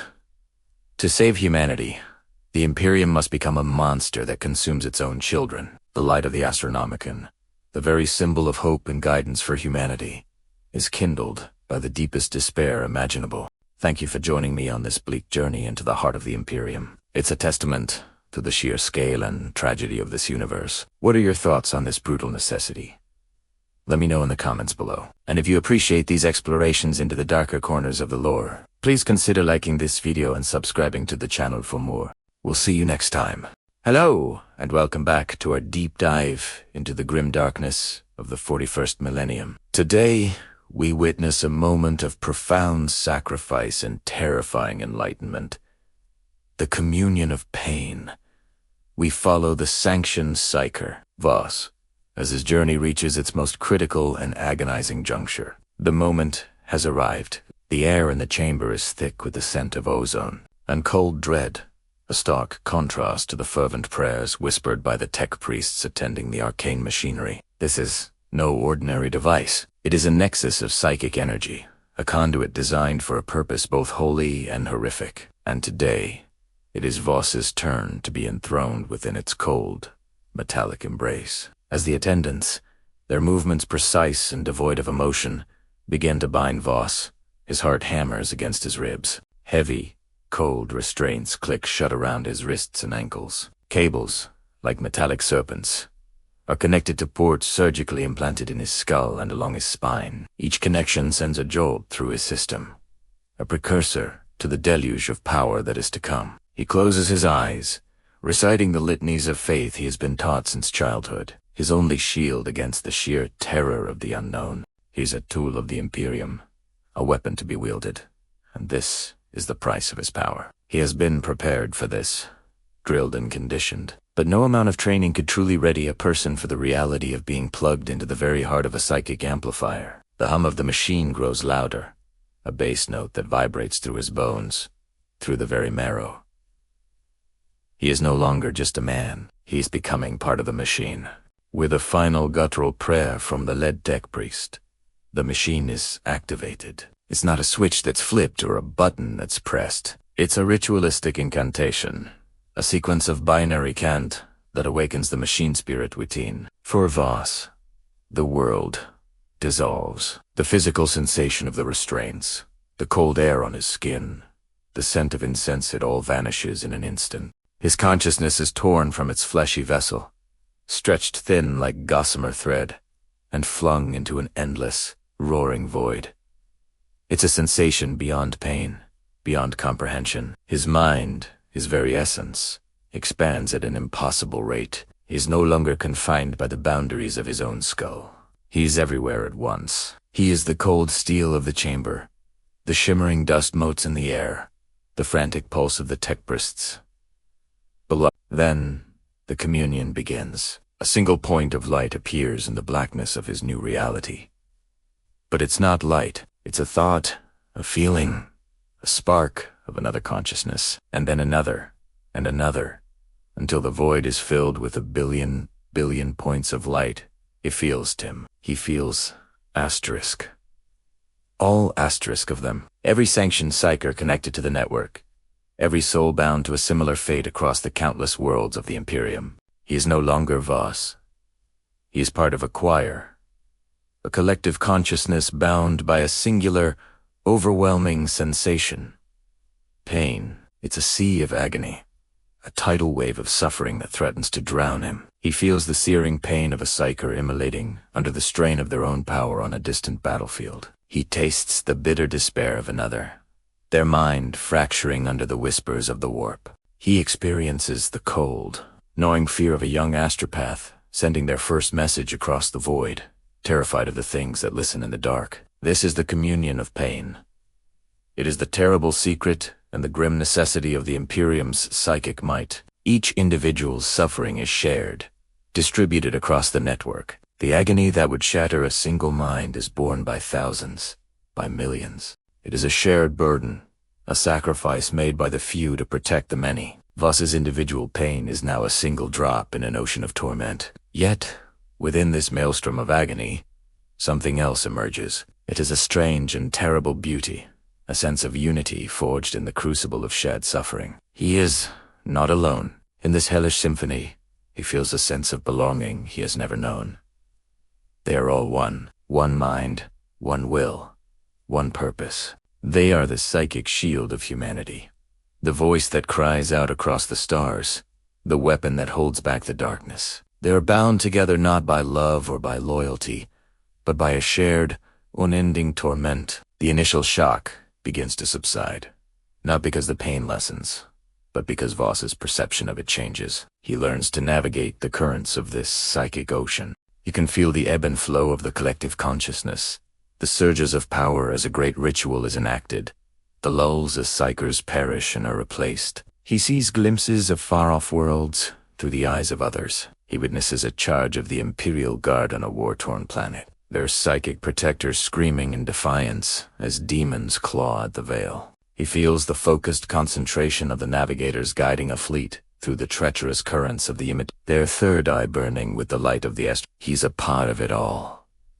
He is a sentry on the wall of reality, his own agony a single stone in that massive fortification. This is his purpose. This is his sacrifice. His mind is no longer his own. It belongs to the Imperium, stretched across the galaxy as a silent, screaming guardian. The tech priests monitor their consoles, their augmented senses reading the flow of energy. To them, Voss is now just a component, a biological battery functioning within acceptable parameters. They cannot comprehend the universe of sensation he's experiencing. They only see the data, the successful integration of another node into the network. Voss's body is a husk, slumped in the machine, breathing shallowly. But his mind, his soul, is soaring. He is a part of something immense, something vital. The agony is constant, a roaring fire that will never be extinguished. But in that fire, he has found a strange sense of peace. He is no longer just Voss, the frightened man from a forgotten world. He is a part of the God Emperor's will, a living testament to the sacrifice required to keep humanity alive for one more day in a hostile galaxy. This communion is the ultimate expression of the Imperium's nature. A regime built on the bones of its citizens, where individual suffering is a resource to be exploited for the greater good. Voss has transcended his flesh, but at a cost that is almost unimaginable. He has become a part of the psychic bulwark against the horrors of the galaxy, his consciousness forever entwined with a sea of agony and a terrible, unbreakable unity. His personal story is over, dissolved into a collective narrative of endless pain and duty. Thank you for joining me on this journey into the psychic heart of the Imperium. It's a chilling reminder of the lengths humanity will go to survive. What are your thoughts on this ultimate form of sacrifice? Let me know in the comments below. If you enjoyed this exploration of the lore, please consider liking the video and subscribing to the channel for more deep dives into the 41st millennium. Your support is greatly appreciated. Until next time, may the Emperor protect. The storm was a lie.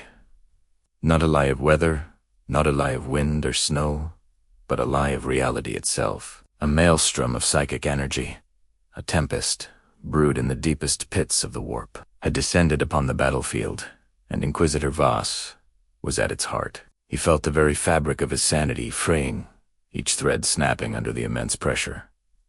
The air wasn't just cold. It was a buoyed suck in the warmth from his bones, the hope from his soul. His men, the proud soldiers of the Astra Militarum, were gone. Not dead in the conventional sense, but unmade. Their screams were not of pain, but of non-existence, echoes in a reality that was actively trying to forget them.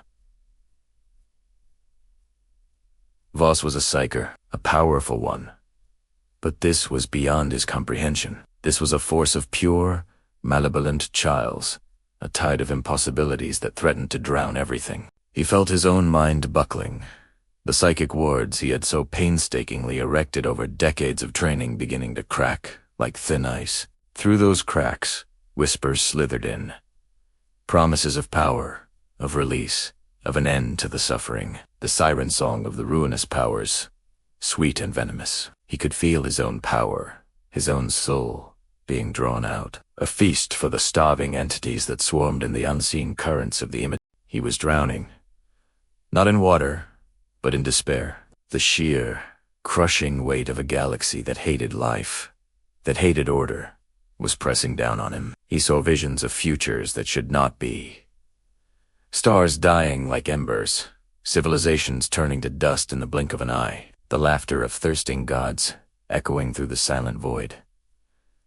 It was too much. The burden of knowledge, the burden of his gift, was too heavy to bear. He was just one man. How could one man stand against the infinite malice of the warp? He began to falter, the temptation to let go, to simply cease, becoming an overwhelming comfort.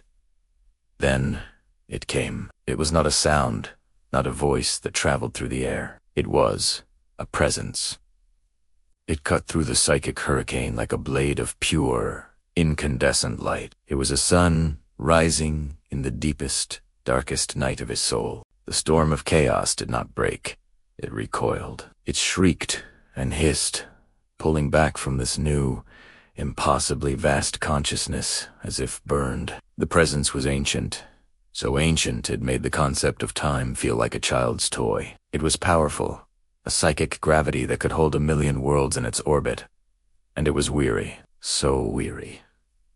A weariness that spoke of 10,000 years of silent, unending vigilance, of a burden that would have shattered any lesser being into psychic dust.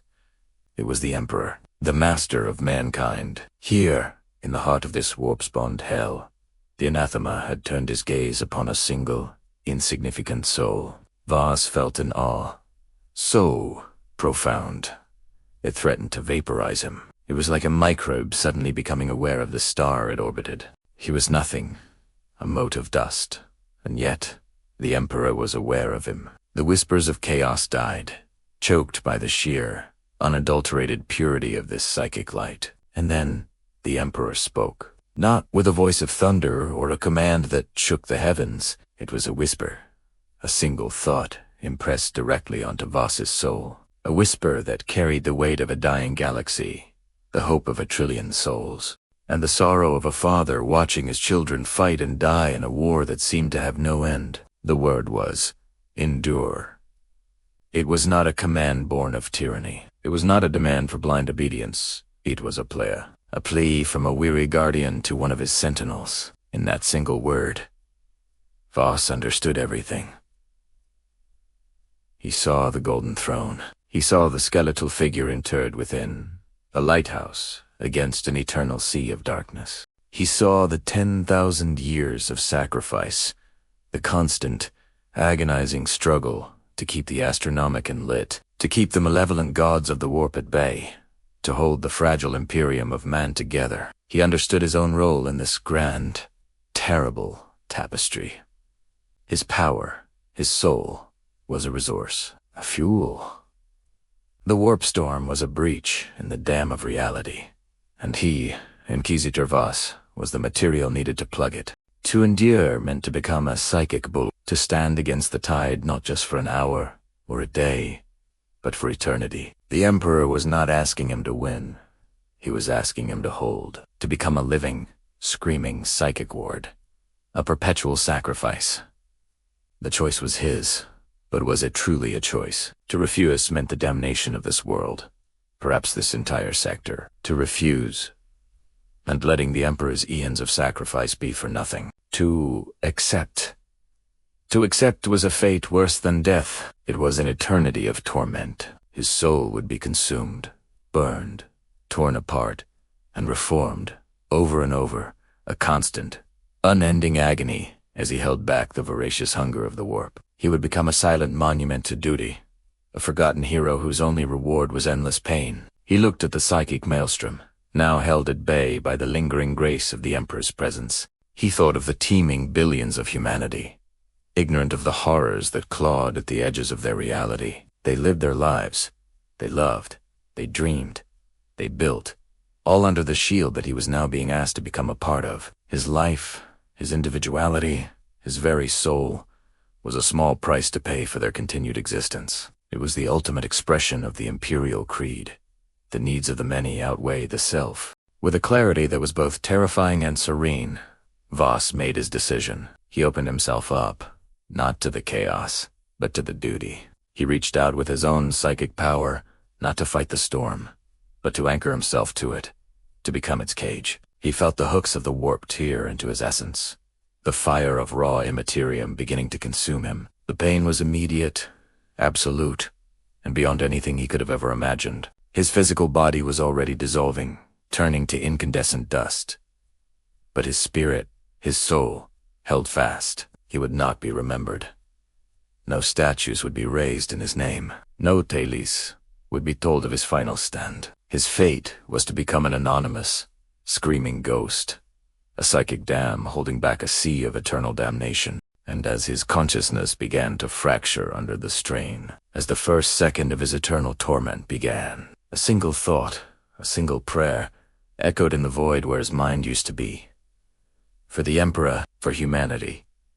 He was Voss, and he would endure. Thank you for joining us on this journey into the grim darkness of the 41st millennium. If you appreciate this kind of storytelling and want to delve deeper into the lore of Warhammer 40,000, please consider liking this video and subscribing to the channel. Your support helps us continue to explore the vast and fascinating universe of the Imperium. Hit that notification bell so you don't miss our next transmission from the void. Until next time, may the Emperor protect. Hello everyone, and welcome back to the channel. Today, we delve into one of the most profound and terrifying fates imaginable in the grim darkness of the 41st millennium. We're going to explore the final, transcendent moments of a Psyker named Voss and witness his ultimate sacrifice, becoming one with the psychic inferno of the Astronomican. To truly grasp the magnitude of this event, we need to understand what the Astronomican is. Imagine a psychic beacon, a lighthouse in the warp, that allows interstellar travel for the vast fleets of the Imperium of man. Without it, humanity would be adrift in isolated star systems, lost to the horrors of the void and the predatory entities that dwell within the image. This celestial lighthouse is powered by the Emperor of mankind himself, but even his immense psychic might requires a focusing lens, a choir of 10,000 Psykers whose life forces are consumed to project his light across the galaxy. These are the chosen, and their service is the ultimate sacrifice. Our story centers on one such individual, a man named Voss. We don't know much about his life before this moment. Was he a powerful astropath, a sanctioned Psyker from a noble house, or a poor soul discovered on some forgotten backwater world? The black ships, the dreaded vessels of the Adeptus Astra Telepathica, find Psykers wherever they emerge. They're a threat, a potential gateway for demonic incursions, but they are also a vital resource. The strongest, most stable among them are trained for service. The rest, they face fates far worse. Voss was one of the lucky ones. He was deemed worthy, strong enough to serve the Emperor directly. He would have undergone a long and arduous journey to Terra, the throne world. Imagine the sights he would have seen, the sheer scale of the Imperium's heart. Yet, this journey was not a pilgrimage of glory. It was a one-way trip to a sanctified death. He would have been brought to the chamber of the Astronomican, a vast, cavernous space deep within the Imperial Palace. Here, the air itself hums with psychic energy, a pressure that would crush a normal mind in an instant. Picture Voss standing before the golden throne. Though he would not see the Emperor directly, he would see the machinery, the life support system, and the blinding psychic light that emanates from the master of mankind. He would be surrounded by his fellow Psykers, thousands of them, all marching toward their final duty. There's no turning back. The weight of 10,000 years of tradition, of duty, of faith, presses down on him. This is his purpose. This is his end. As he is led to his designated place, a throne-like apparatus designed to channel his psychic essence, the sheer reality of his situation must have been overwhelming. The chamber is filled with the low hum of ancient machinery and the silent, psychic screams of those who have gone before. The Psykers are arranged in choirs, their minds linked to amplify and direct the Emperor's psychic emission. Voss is now part of this choir. He is shackled into his focusing throne, intricate devices and cables connecting directly to his mind and body, preparing to draw out every last drop of his soul. The process begins. At first, it's a gentle pull, a current of energy flowing from him. He can feel the minds of the other Psykers, a chorus of consciousness, a tapestry of thoughts, memories, and emotions. He would feel their fear, their acceptance, their unwavering faith. He is no longer just Voss. He is part of a collective, a single, unified instrument of the Emperor's will. The psychic pressure intensifies, and the individual personalities within the choir begin to fray at the edges. This is where Voss's consciousness begins to dissolve. His memories, the very things that made him who he was, start to unspool. The face of his mother, the taste of his first meal, the feeling of sunshine on his skin, all these personal, intimate moments are stripped away, consumed as fuel. They become motes of light, fragments of experience fed into the raging psychic fire. His sense of self, his ego, is the first thing to burn away. That is, no more I, only we. And soon, even the we begins to fade. His physical body is the next to go. The immense psychic energy coursing through him is more than mortal flesh can bear. His cells break down, his organs fail, and his body is literally consumed from the inside out. He doesn't feel pain in the conventional sense anymore. The concept of a physical body, of pain, of sensation, has become alien to him. His existence is now purely psychic, a disembodied point of awareness caught in a maelstrom of unimaginable power. He is a ghost in the machine, a whisper in a hurricane. As his body turns to dust, his mind, or what's left of it, is drawn upwards into the core of the psychic inferno. This is the heart of the It's not a place of peace or enlightenment. It is a storm of pure, untamed psychic energy, a torrent of soul fire. Here, his consciousness joins the psychic echoes of sacrifice, of countless billions of Psykers who have fed the beacon over 10 millennia. He becomes a drop of water in an endless ocean of light.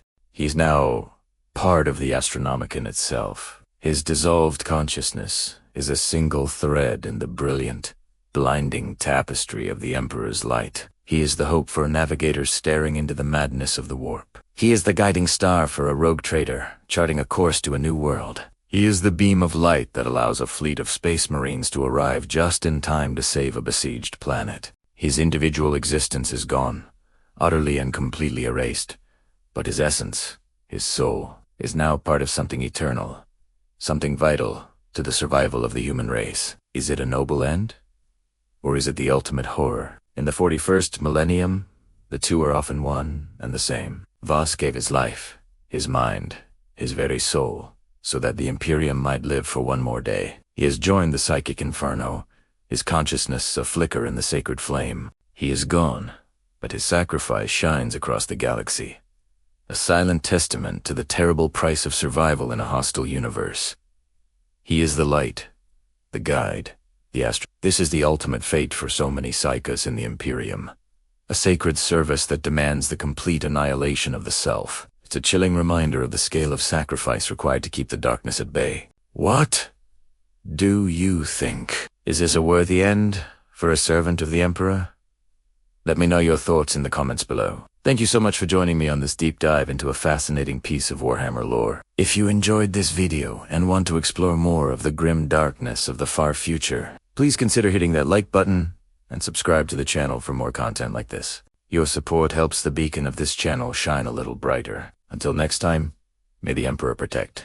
Hello, and welcome back to our journey through the grim darkness of the far future. Today, we delve into a chapter that illuminates the very essence of the Imperium's survival, a beacon of hope born from ultimate sacrifice. This is Chapter 16, The Light Over Terra. Across the impossible void, where reality frays and demons howl, starships ply the treacherous currents of the warp. They are the lifelines of humanity. Billion-strong fleets, carrying armies, colonists, and the tithes that hold the Imperium together. Each vessel is a cathedral of steel and faith, crewed by generations who may never see the world their ancestors left. Their guide, their only true star in the swirling madness, is a psychic beacon of unimaginable power. Suddenly, 4 crews who have known only the dim, flickering pulse of this distant light. Something changes. Across 100,000 light years, the Astronomican, the Emperor's psychic beacon, flares with renewed, impossible intensity. It's not just brighter. It feels different. It's a roar of defiance, a searing golden fire that scours the Imperium, burning away the creeping shadows that cling to the hulls of ships. On the bridge of the battle barge Asterisk, Fist of Defiance, Asterisk, a navigator, his third eye weeping tears of golden light, collapses back into his throne. For weeks, his ship and the flotilla it protects had been lost, caught in a becalmed region of the warp, where the Astronomican's light was a mere whisper. Whispers from the abyss had begun to turn the crew against each other. Mutiny simmered. No, the navigator laughs. A sound of pure relief. It's there, he cries, his voice cracking. By the throne, it's clear. The way is clear. He points a trembling, 6-fingered hand towards a newfound path in the psychic mill. The fleet, moments from tearing itself apart or being swallowed by the warp, has found its way home. Far away, on the hive world of Iridia, the planet's astropathic choir had been on the verge of collapse. The psychic static of a growing cultist presence had nearly overwhelmed them, severing their connection to the wider Imperium. Now, as the Astronomican's light surges through their minds, it acts as a cleansing fire. The heretical whispers are silenced, their foul power broken. The choir sings out with one voice, a message of warning and a plea for aid. A message that now cuts through the darkness, clear and strong, reaching the ears of a nearby Imperial Navy patrol. Viridia will be saved, aboard a rogue trader vessel, charting the unknown reaches of the segmentum Pacificus.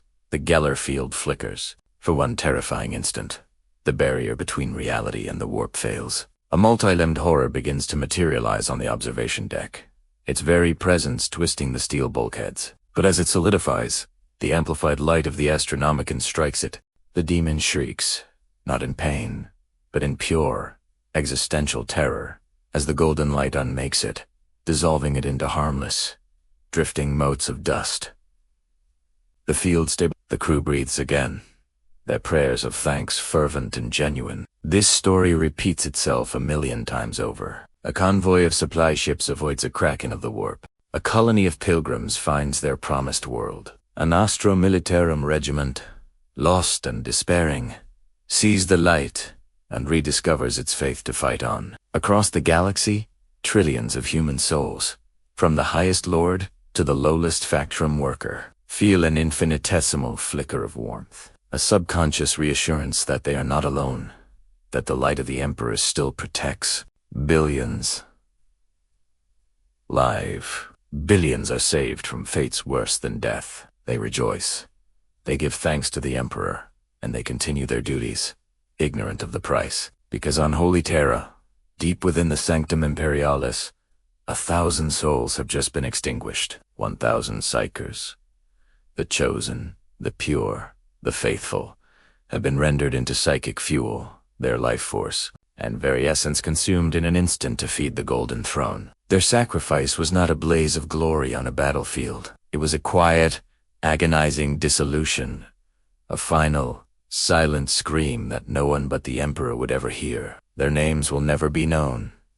No statues will be raised in their honor. They are the anonymous martyrs whose daily sacrifice powers the beacon that saves the Imperium. Billions live because 1,000 have died. This is the brutal calculus of the 41st millennium. The Astronomican is not just a lighthouse. It is a funeral pyre. Its light is not just a guide. It is the burning soul of humanity. A constant reminder then the grim darkness of the far future. The greatest hope is born from the greatest sacrifice. The light shines, and the Imperium endures for another day. Thank you so much for joining me on this exploration of the lore. The sheer scale and tragedy of the Imperium never cease to amaze. If you enjoyed this deep dive, please consider hitting that like button and subscribe for more chapters from the Dark Millennium. Let me know in the comments what this piece of lore means to you. Until next time, stay safe, and may the Emperor protect. In the grim darkness of the 41st millennium, there is only war. But beyond the clash of armies and the roar of bolters lies a struggle far more profound, a battle waged not with steel, but with souls. Today, we journey into the heart of the Imperium, into the roaring psychic tempest of the warp, to witness a transformation that could decide the fate of humanity itself. We will explore the Emperor's hunger, the evolution of his psychic presence, from a guiding light into a consuming fire. For 10,000 years, the master of mankind has sat immobile upon the golden throne of Terra. His broken body is a testament to the ultimate sacrifice, a silent vigil over a crumbling empire. To the trillions of souls across the galaxy, he is the God Emperor, a divine being whose light protects them from the horrors of the void. This light, this beacon of hope, is the powered by the daily sacrifice of 1,000 Psykers. It pierces the chaos of the warp, allowing interstellar travel and holding the Imperium together. At Hitz, Earth, we are told, is the Emperor's own psychic will, a focused, benevolent force guiding his lost children home. But what if that's no longer the whole story? What if, over the millennia, something has changed? The Emperor we knew, the one who walked among men during the Great Crusade, was a staunch secularist. He preached the imperial truth, a doctrine of reason and scientific enlightenment, vehemently denying his own divinity. He saw religion as a poison, a gateway for the ruinous powers to ensnare humanity. He was a shepherd, a protector, a guide, but never a god. His psychic might was a tool, a means to an end, the unification and salvation of the human race. Yet, 10,000 years is an eternity, especially for a mind like the Emperor's, trapped between life and death, constantly battling the demonic hordes of the warp, while simultaneously holding a galaxy-spanning empire in his psychic grasp. The constant influx of souls, the ceaseless worship of trillions, has had an effect. What began as a focused projection of will, a simple act of guidance, has started to evolve. Imagine the Astronomican not just as a lighthouse, but as a furnace. Every soul sacrificed to it, every psyker whose life force is consumed, adds fuel to the fire. But this isn't just any fire. It's a psychic conflagration centered on the Emperor's consciousness. Each sacrificed soul is a drop of water added to an ocean. And that ocean is the Emperor's presence in the warp. Over 10 millennia, these drops have formed the sheer psychic pressure, combined with the fervent, desperate belief of an entire species, is forging something new in the Empire. The whispers started among those sensitive to the warp's currents, astropaths, navigators, even rogue psychers. They began to feel it. The clear, steady light of the Emperor was changing. It felt ... heavier, more intense. Where once there was a sense of paternal guidance, now there is an overwhelming, awe-inspiring power, a presence so vast and commanding that it borders on predatory. It's no longer just a light to follow. It's a gravity well, pulling everything towards it. It has an appetite. This is the Emperor's hunger. It's not a physical hunger, but a spiritual, psychic one. The machine of the Golden Throne and the Astronomican has become more than a life support system and a beacon. It has become a throne of living fire, a nexus of belief and psychic energy. The Emperor's consciousness, or what remains of it, is now the focal point for the collective psychic output of the entire human race. He is becoming the very thing he fought against, a god, shaped by the worship of his followers. And gods, as we know from the Chaos Gods, are hungry. They feed on emotion, on belief, on souls. The Emperor's burgeoning divinity is no different. The psychic energy he now requires to maintain his existence and power, the Astronomican, has grown exponentially. The sacrifice of 1,000 Psykers a day may no longer be just a necessity to keep the light on. It may be sustenance. Each soul is not just fuel, but nourishment, strengthening his presence in the warp, making his divinity more real, more potent. We see evidence of this transformation across the Imperium. The rise of the Imperial cult was the first step. What started as a fringe belief on worlds distant from Terra became the state religion. The Emperor's angels, the Space Marines, are now seen as demigods. Miracles are reported daily.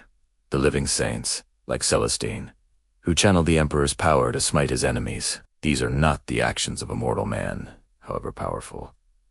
These are the manifestations of a deity. The Emperor is answering prayers, consciously or not, because the faith of his followers gives him the power to do so. Think of Roboute Guilliman's return. When the resurrected Primarch stood before the Golden Throne, he didn't commune with his father as he once knew him. He was met with a psychic onslaught of unimaginable power, a being of pure, golden energy that saw him not just as a son, but a Satul. Guilliman himself is tormented by the question, is the being on the throne truly his father, or is it a new god, born from his father's corpse and the Imperium's faith?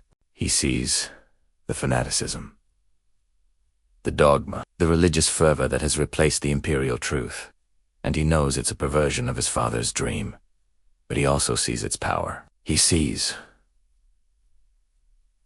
the miracles. He sees that this faith, this new god, might be the only thing holding the Imperium together. Within the warp, this change is even more dramatic. The Emperor's psychic presence is no longer just a beacon, it's a territory, a domain of golden light that actively pushes back against the chaos. Demons speak of the anathema with a new kind of terror. It's not just a force that opposes them, it's a power that can unmake them, a fire that consumes their very essence. This golden realm in the warp is a reflection of the Emperor's growing godhood, a kingdom carved out of raw psychic energy and belief.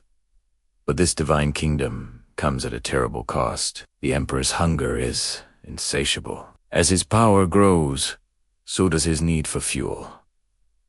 The Imperium is locked in a cycle of sacrifice. It must feed its god to survive, and in feeding him, it makes him more powerful, and thus more hungry. The Golden Throne is no longer just a prison for a dying man. It's an altar upon which the soul of humanity is being offered. This transformation raises a terrifying question. What is the ultimate goal? What happens when the Emperor's divinity is fully realized? The Chaos Gods were born from the collective psychic energies of countless mortal races over millions of years. The Emperor is being forged from the focused, intense belief of a single highly psychic species. In a fraction of that time, will he become a benevolent protector god, a true guardian for humanity? Or will he become something else? A god of order, so absolute in his vision that he consumes all individuality, all free will in the name of protection. A psychic tyrant ruling from a throne of fire and souls. The tragedy is that the Emperor may have no choice in the matter. His original personality, his hopes and dreams for a secular, rational humanity, might be eroded away by 10,000 years of agony and the relentless tide of worship. What is emerging is a new entity, a warp god of order, light, and humanity. It wears the Emperor's face, it sits on his throne, but its nature is fundamentally different. It is a being of pure, psychic power, shaped by the desperate prayers of a dying race. So, as the Astronomican burns ever brighter, remember what fuels it. It is not just a machine, it is an engine of apotheosis. With every Psyker sacrificed, with every prayer uttered, with every battle fought in his name, the Emperor's hunger grows. His presence swells within the warp, the quiet guidance replaced by a divine roar. The machine has become a throne, the man has become a myth, and the myth is becoming a god. And in the grim darkness of the far future, the fate of humanity may rest on whether this new god will be a savior or a consumer of worlds. Thank you for joining me on this deep dive into the lore of Warhammer 40,000. What do you think is the ultimate fate of the Emperor? Is he humanity's last hope, or its final damnation? Let me know your thoughts in the comments below. If you enjoyed this exploration, please consider liking this video, subscribing to the channel, and hitting that notification bell so you don't miss our next journey into the darkness of the 41st millennium. For the Emperor, or for what he's become. Imagine a single mind, shattered and reformed into a chorus. A single voice, multiplied into an eternal psychic choir. This is the story of the 1,000 Voices, an entity that was once a man named Kalin Voss. Today, we journey into the heart of the Imperium's most cryptic psychic phenomena, a beacon of order against the chaos of the warp. Kalin Voss, as a man, is a ghost, a forgotten whisper. What remains is a Gestalt consciousness, a union of countless minds, all chanting in perfect psychic harmony. They are not individuals anymore. They are one, a singular entity known as the 1,000 Voices. This collective doesn't just think, it perceives reality on a level beyond human comprehension. Their purpose: to stare into the abyss, to gaze unblinking into the roiling, chaotic tides of the imminent. From their sanctum, the 1,000 Voices witness the unseeable. They track the swirling tempests of the warp, the raging storms that can swallow fleets whole and isolate entire sectors for centuries. They see the demons, the malevolent entities born from the dark emotions of mortals, as they claw at the veil between worlds. They perceive the whispers and movements of beings that have slumbered since before humanity reached for the stars. Fragments of forgotten gods, ancient powers stirring in the deep. This isn't just passive observation. The 1,000 Voices are a bulwark, a psychic fortress against the encroaching darkness.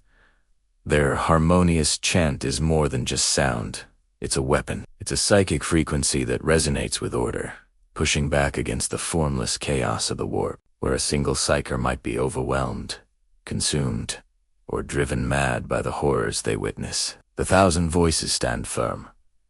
Their collective will a shield against psychic corruption. Think of it like a lighthouse in an eternal, raging sea of pure madness. The light it casts is the focused will of this psychic collective. It cuts through the fog of unreality, providing a moment of clarity, a sliver of safety in the most dangerous ocean imaginable. Navigators on Imperial vessels, while charting their perilous courses through the warp, might sense this psychic resonance, a steady, calming presence amidst the terrifying cacophony of the Imperium. It's a subtle guide, a reassurance that even in the heart of hell, a part of the Emperor's light holds true. But what is the cost of such a state of being?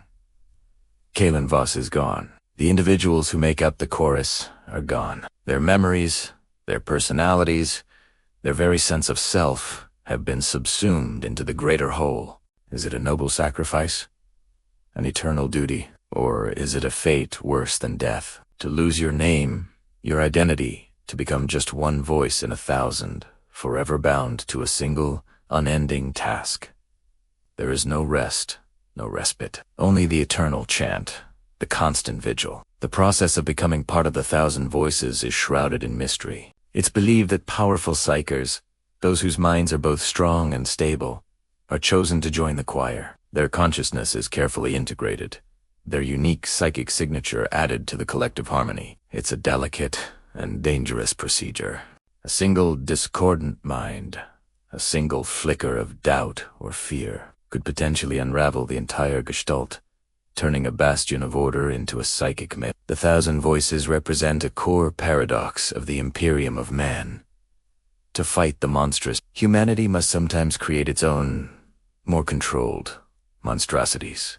To keep the darkness at bay, they sacrifice the very individuality that defines a human being. Kalin Voss and the others who formed this entity gave up everything, their past, their future, their very name, so that others might live in blissful ignorance of the true horrors that lie just beyond the veil of reality. They are the unsung, unknown heroes of the Imperium. They will never receive medals, monuments, or praise. Their names will not be recorded in the annals of history. Their only legacy is the continued existence of the Imperium itself. A silent, thankless victory won every single second of every single day. They are the eternal watchers, the psychic guardians, the chorus that holds back the end of all things.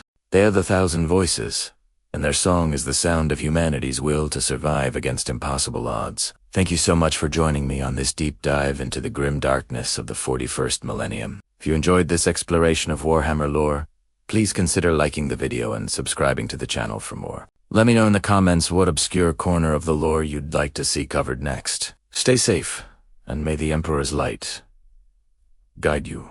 For 10,000 years, he has sat upon the golden throne of Terra, a carcass, a corpse king, sustained by the daily sacrifice of 1,000 souls. The master of mankind, the anathema, the Emperor. For millennia, his story has been one of stillness, a silent vigil against the encroaching darkness. But what if that stillness is a lie? What if, beneath the gilded armor and the skeletal visage, something is stirring? Something vast, ancient, and terrifyingly new. This is the story of the god that wakes.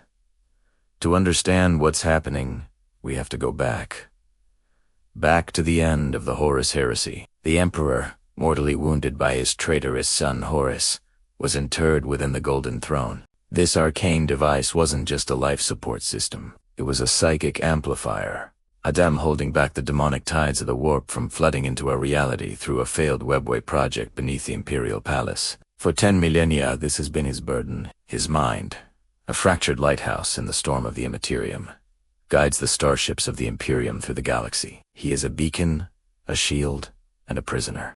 But the Imperium has changed. What began as the Imperial truth, a secular, rational creed, has been twisted into the Imperial cult.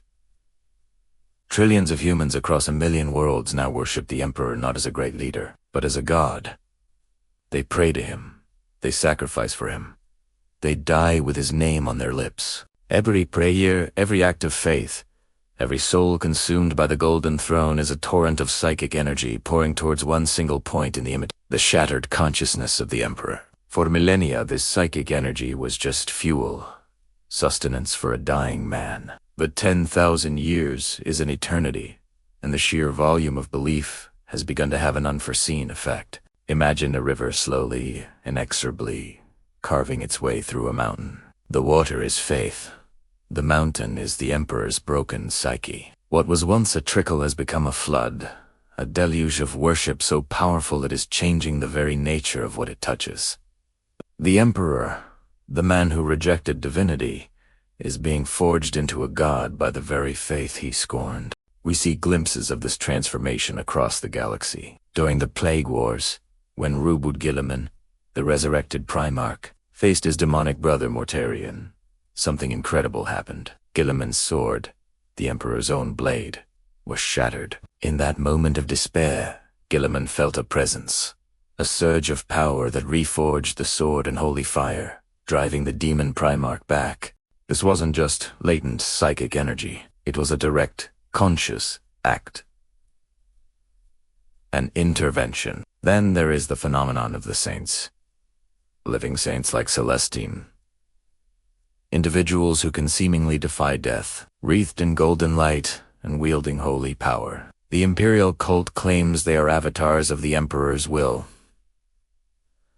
For a long time, this was dismissed as superstition. But now it seems they are something more. They are manifestations of this burgeoning divinity, fragments of the Emperor's power given form and purpose. When Saint Celestine is struck down, she doesn't truly die. She is reborn in the Imperium, in a nexus of golden light and faith, and sent back. This realm of light, this anchor point, is believed to be the growing consciousness of the God Emperor himself. But this awakening is not a gentle one. It is a seismic event shaking the foundations of both reality and the warp. The Great Rift, the cicatrix maledictum, which tore the galaxy in half, was a cataclysm. Yet, on the Terran side of that rift, a fragile new order has been established. The Imperium Sanctus. This stability is attributed to the Emperor's light shining brighter than ever, pushing back the darkness. His presence is no longer just a passive beacon. It is an active, burning shield. Consider the words of those who are psychically attuned. Astropaths speak of the Astronomican, once a steady light, now pulsing with intent. Its song more complex, more ...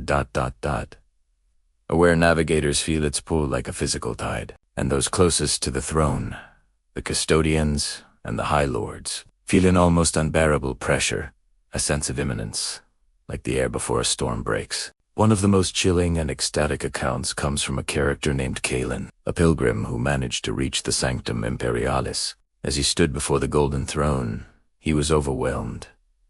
It wasn't just the psychic might of a powerful man. He felt the combined weight of 10,000 years of worship, the echoes of trillions of souls, the raw, incandescent power of faith made manifest. He described it as both ecstasy and absolute terror. It was the feeling of standing at the epicenter of creation, the moment when a concept, a belief, solidifies into a physical, undeniable truth.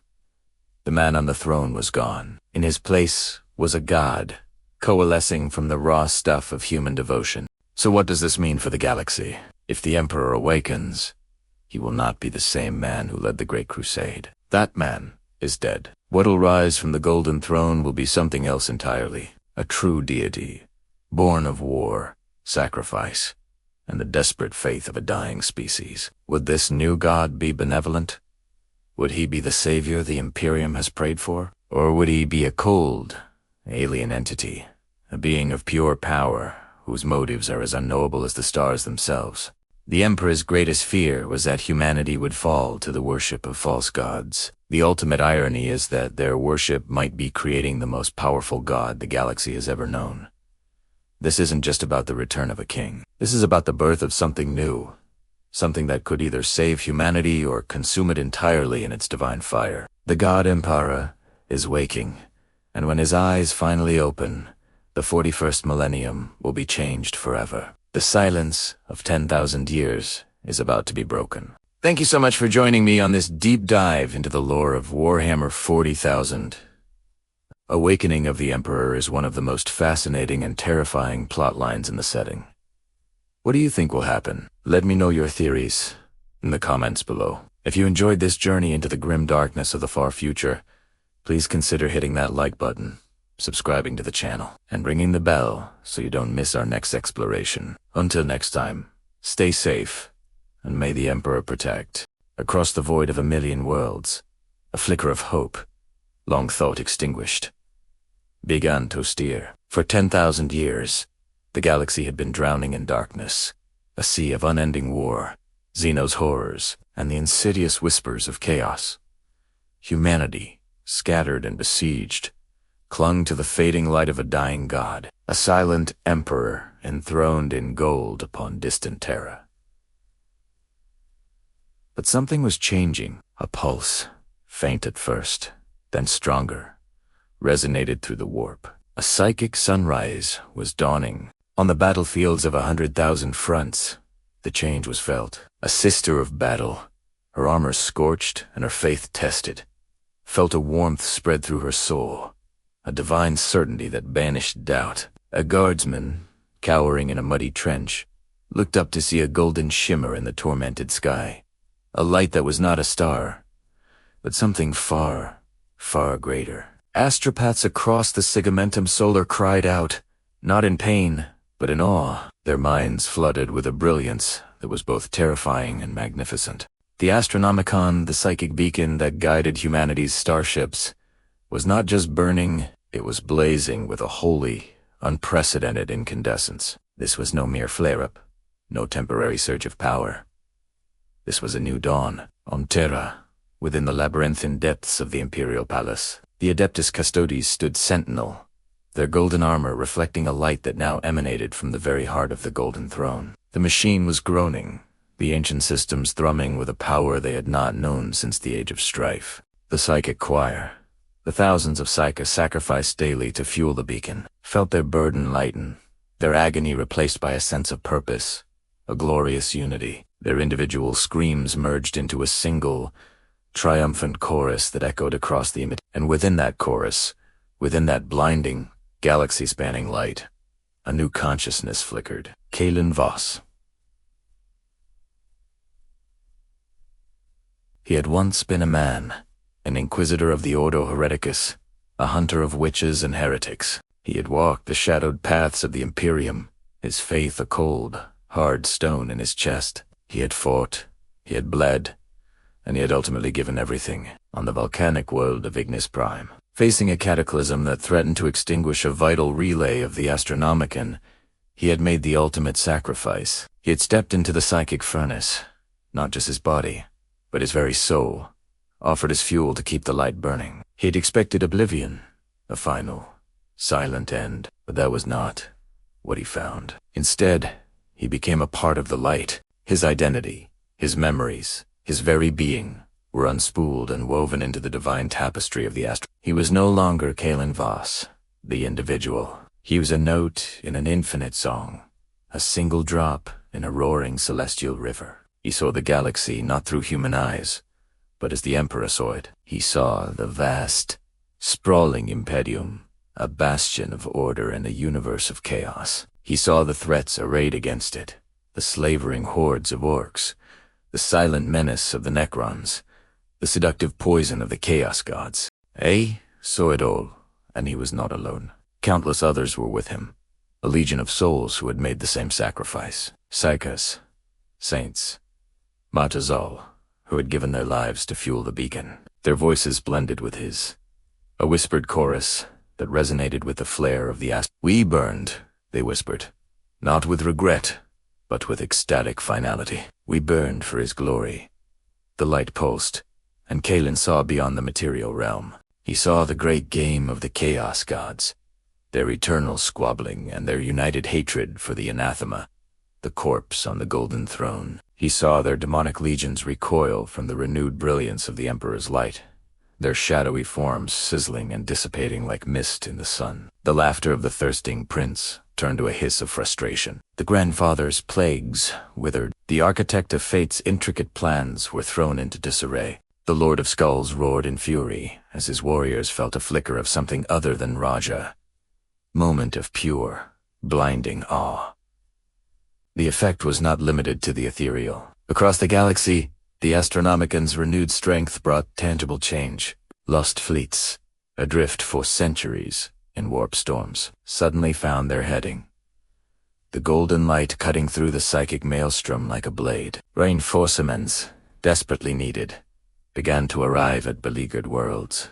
The tendrils of Genestealer cults, preparing to rise up and consume imperial worlds from within, felt a psychic backlash that threw their hive mind into confusion. The psychic presence of the Emperor was no longer a passive, distant lighthouse. It was an active, cleansing fire. Kalin Voss, now a spark within that fire, watched it all unfold. He saw the face of the Sister of Battle as she rose, her bolter roaring, her faith a literal shield of golden light deflecting enemy fire. He saw the guardsman charge from his trench, his fear replaced by a righteous fury he had never known. He felt the collective gasp of humanity, a trillion souls feeling the pulse of their returned father, their silent king, finally speaking after 10 millennia of silence. The message was not in words, but in pure, unadulterated power. A declaration. I am here. I have returned. The awakening was not a physical one. The Emperor's broken body remained on the golden throne, but his mind, his psychic might, was unleashed. The golden throne, once a life support system, was now a conduit, a weapon of unimaginable power. The sacrifice of Kalin Voss and so many others had not just refueled the beacon, it had overloaded the system, triggering a cascade that had reawakened the master of mankind. From his vantage point within the light, Kalin saw the past, present, and future swirling together. He saw the Emperor's grand vision for humanity, the imperial truth, a future of reason and enlightenment, free from the shackles of superstition and the horrors of the warp. He saw how it had been twisted, how the noble dream had curdled into a brutal, dogmatic nightmare. The Imperium of man, in its fear and desperation, had become a dark mirror of the very tyrannies it was meant to supplant.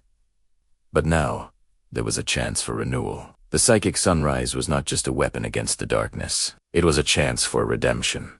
It was a message to all of humanity, a reminder of what they were meant to be. The light washed over worlds consumed by heresy, and for a moment, cultists paused, their profane rituals faltering as a memory of forgotten loyalty stirred within them. The Emperor's light was a beacon of hope, but also a crucible of judgment. Kalin felt the presence of the others around him, the chorus of the sacrificed. Their collective consciousness was a part of this new age. They were the kindling that had started the fire. Their sacrifice was the foundation upon which this new dawn was built. They had been mortals, flawed and fragile, but in their final act, they had achieved a form of immortality. They were the eternal guardians of the light, the unseen choir singing the song of the Imperium's rebirth. The chorus swelled, a symphony of sacrifice and devotion that echoed in the mind of every Psyker, every saint, every soul touched by the Imperium. We burned for his glory, they sang,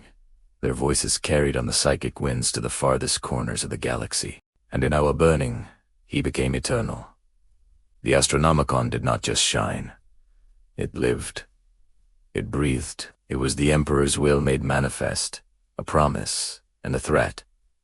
For the faithful, it was a symbol of salvation, the coming of a new age of miracles and glory. For the enemies of mankind, it was a declaration of war unlike any they had ever known. The long night was ending. The dawn had come, and the galaxy would tremble before the renewed might of the master of mankind, awakened at last by the fiery sacrifice of his most devoted children.